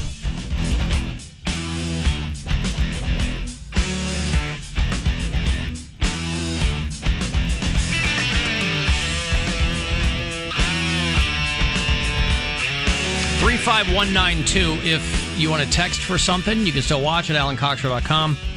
The Bill Squire Friday Get Down is mere minutes away. It's how we have begun our weekends around these parts for many, many years. Brought to you by Cleveland Whiskey, now available in over a dozen states. And it will be the final Friday Get Down here in the old studios. If you're listening on iHeartRadio, you'll be able to listen to the Guardians tonight. They start up against the Blue Jays in Toronto. 7:07 is the first pitch tonight on MMS and on the app. If you listen from out of state, tell me where. Jesse listens in Castle Rock, Colorado. Jenna is in Janesville, Wisconsin. Nick is in Nashville. Sean listens in Dublin, Virginia. Casey listens in the dystopian hellscape of Indianapolis, Indiana. You hate it so much. And we have a lot of bureau chiefs, by the way, very well represented in the state of Maryland. We have Doug, who lives in Dundalk, suburban Baltimore. Aaron and Cameron. Kyle lives in Maryland. Chad is in Hagerstown. Matt's in Frederick. Trucker Ron's in Pomfret. And I wonder if any of them realize that the Baltimore Ravens are the winningest preseason team of all time. Joe Flacco, I'll tell you what, this guy has got it all figured out. Hasn't been their quarterback in 3 or 4 years. Nevertheless, that's what makes it all the more amazing that he's doing so well with them. They played last night. And it was the Green Bay Packers who had the longest winning streak in NFL preseason history. Now, out of all the stats that you can suss out on a team, undefeated in the preseason seems to be the least important one of... I mean, there's a lot of unimportant statistics in sports. Undefeated in the preseason, boy, who cares? Especially if they start wiping the floor. That's what makes it all the more amazing when people start wiping the floor with you in the regular season. Baltimore has not lost one preseason game in 6 years. Going back to 2016, they have not lost a preseason game.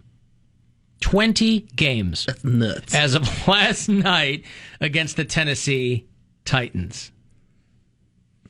Because what do you have in the preseason, right? It's a lot of people who aren't starting. Yeah, you're trying to figure out who's going to make the team. That's right. You got your third, fourth string out there trying to see who's going to do what. Who's going to step up? And you know what I think the secret is? Joe Flacco. No, Justin Tucker. They have a very good kicker, so they probably have won a lot of these games just from his kicking. Because they'll go, we still need to practice some field goals, so let's get him out there. We know he's the guy that's what wins the games for him. Who's that guy from the Colts? Andy Vinatieri? Vinatieri. Wasn't he like the best of all time? I think he's scored the most points all time, but I think he retired a couple of years ago. But yeah, he had some big moments for the Colts and for the Patriots. Boy, we got spoiled for about 10 years with Robbie Gould in Chicago. Yeah. He's a good guy. Oh, this guy would come in. I think he plays for San Francisco now. Browns had Phil Dawson. He was great. Yeah. These guys would come in and just winning games for people left and right. But Justin Tucker, I think he has the highest percentage of field goals made. He's paid like the best of all time. I don't know if he's got the longest, but he hits some bombs. He's a good kicker. Yeah, I mean, the 49ers pay Robbie Gould $8 million a year. Yeah. He makes a lot of money. Chris Boswell is the highest paid kicker in the NFL right now. He just got paid. Yeah. Yeah. About $10 million kick for the Steelers.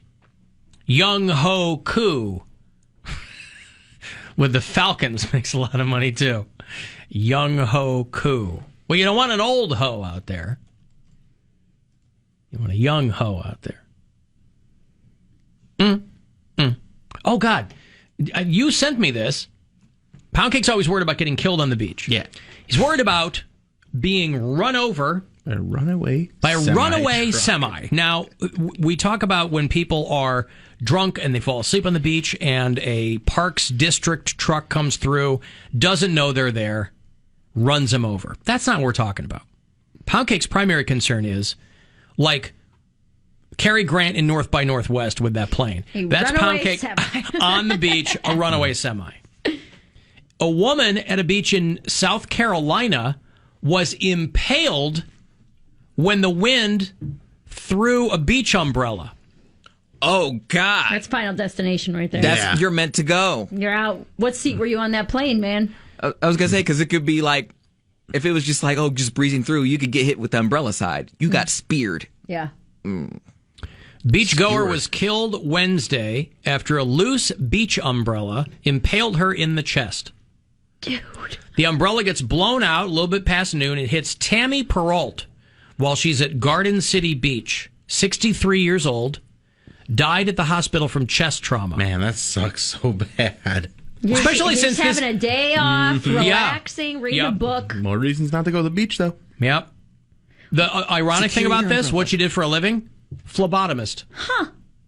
Have you ever... Live by the sword, die by the sword. Have you ever been in a situation where an umbrella comes loose like that? Because it can be kind of terrifying. When we were in Jersey. Yeah, dude, when we were in Michigan on our family trip, my brother's umbrella came out, and it's like when the wind is going, those things go fast, and it was going toward the water, so there wasn't really anybody, but the only thing I could do to think was just yell. I was just like, hey, look out! Because it's like, I'm not fast enough to chase this umbrella. That's why they're starting to make so many beach chairs with the little roofs now on them, or the little sunblock, visor, I guess. Just have the umbrella, Yeah. They have the umbrellas that are by our pool, and we'll go through a few a year because someone won't put it, they won't put it down, and in the wind, there'll be a storm, and the wind will catch it, and it'll just fly off into Lake Erie. Dude. You can just see it happen, be like, oh. There goes that. Yeah. There was a guy who, I think this was at the beach. I mean, Mar-a-Lago's on the water. There was a guy who paid $1,800 to have an airplane fly a banner over Mar-a-Lago that says, ha, ha, ha, ha, ha, ha. Whatever, dude. That's probably the best $1,800 that guy ever spent.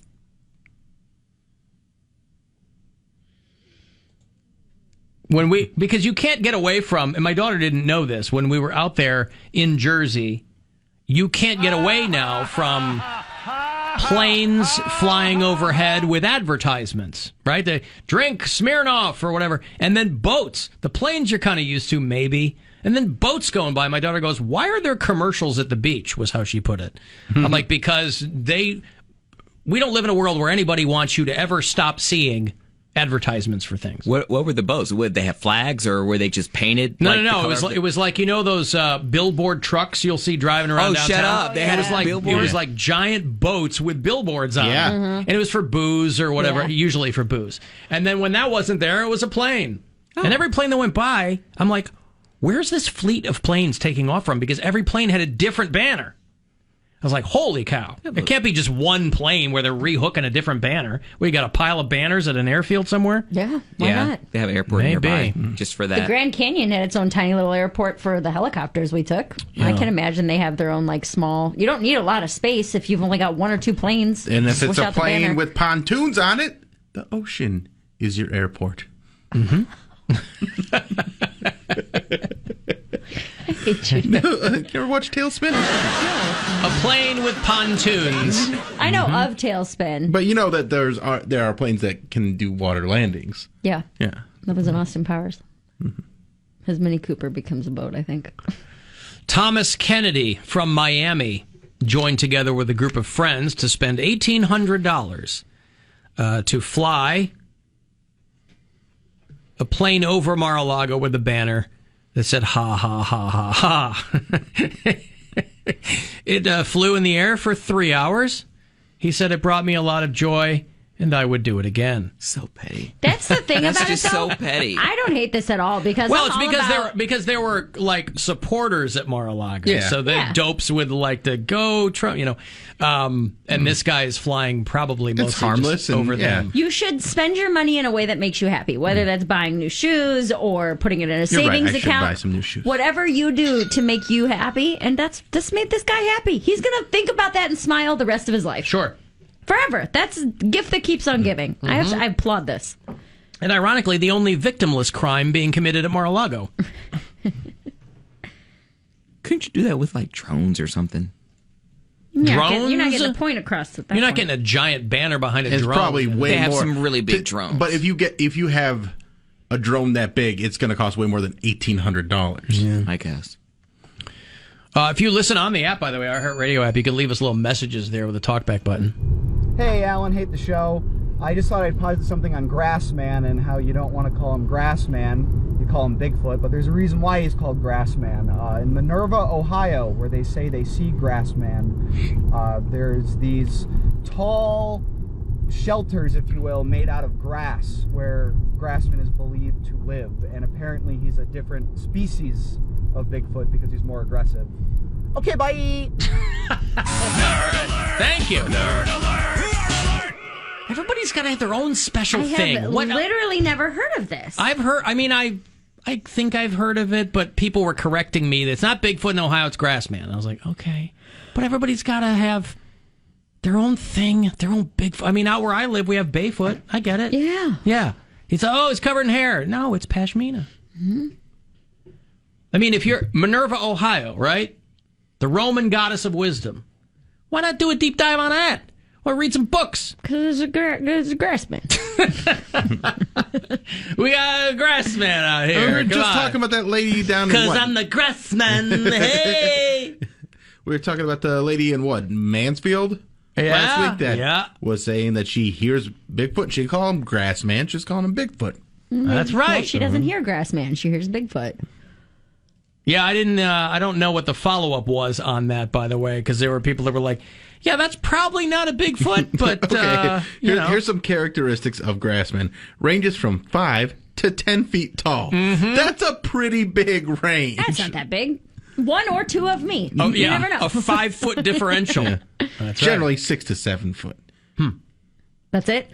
Footprints range from 10 to 20 inches long. Jeez. Possible handprints have been found. Possible handprints. Estimate of weight is 300 to 1,000 pounds. Hey. 5 foot tall, 1,000 pounds. Brian's out. My boyfriend would never smash. That's right. Too hairy. Cleveland County 911. Can I help you? Yes.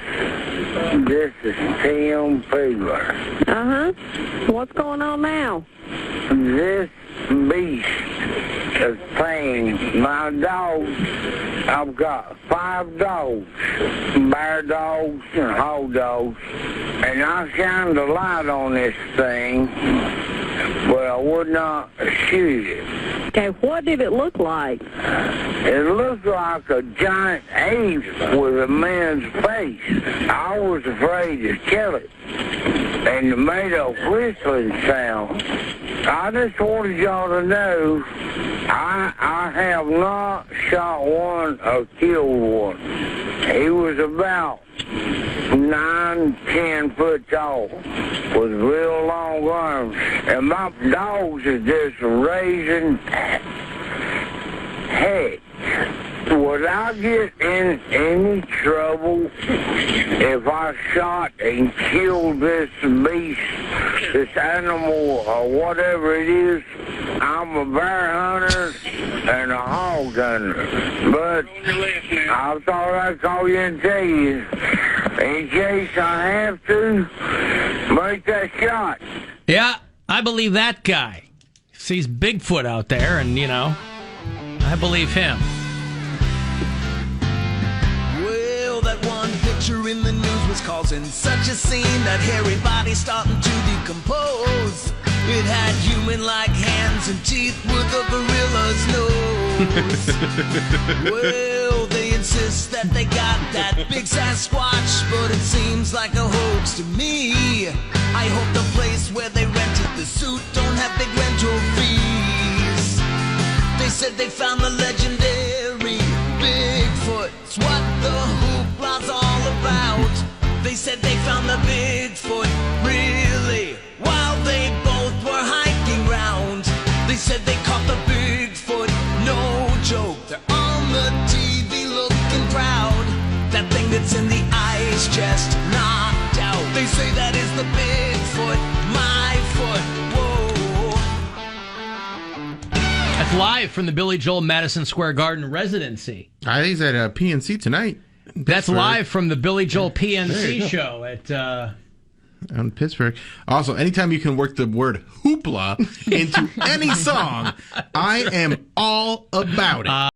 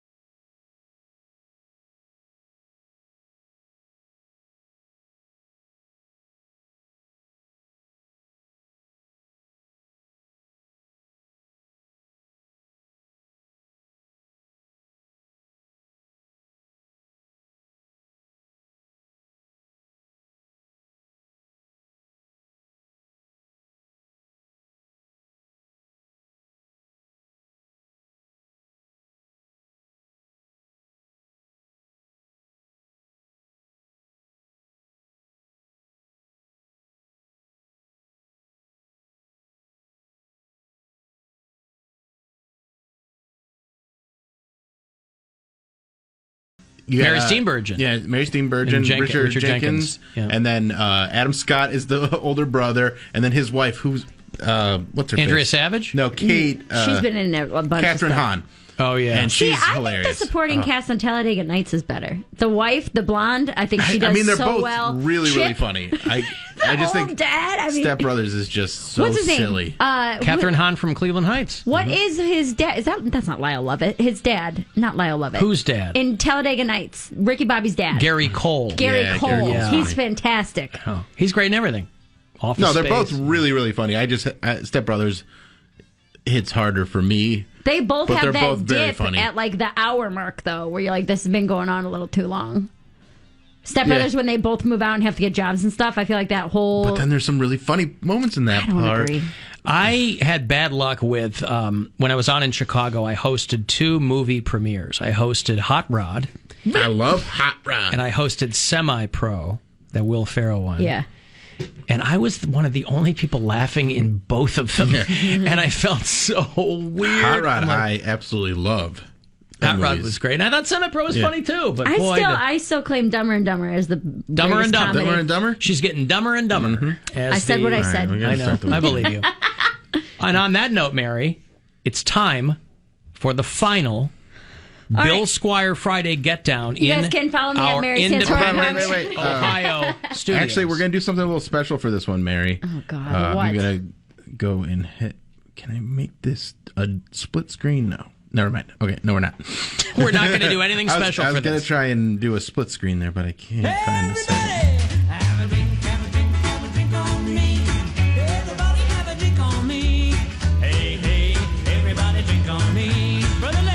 All right, here we go. The Bill Squire Friday Get Down, brought to you by Cleveland Whiskey in honor of the late, great Murray Saul here at WMMS. It's how we begin the weekend. Take it away, William. It's Friday! You got to get down on Friday. Get yourself some Cleveland whiskey. Head into the woods. Try and find yourself a grassman or a Bigfoot. The cryptids are out there. Bigfoot, Bigfoot, Bigfoot. It's Friday!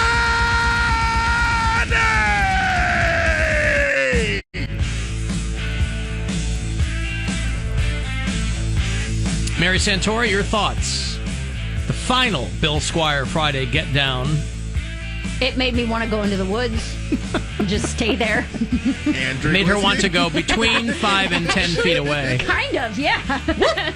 Mission accomplished. Relapse or relapse. There you go. Poundcake's trying to chime in. Oh, yeah, I'm sorry. Go ahead. No, that's okay. I'm just saying, last Get Down. I was so... Last Get Down, I know. Very exciting. Well, I mean, we're still going to keep doing it. In this studio. In this studio. I'm going to cry probably Monday's show. You're so gay. You better.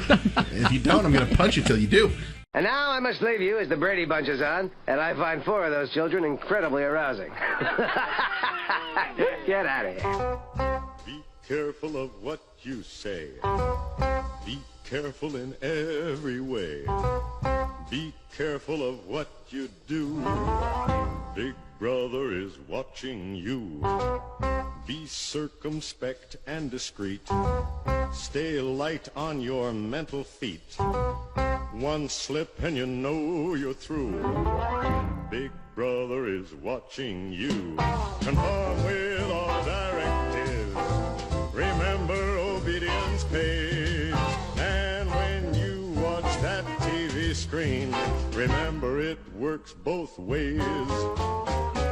You'll disappear in a wink unless you can double think. You'll vanish into the blue. Big Brother is watching you. Watching you.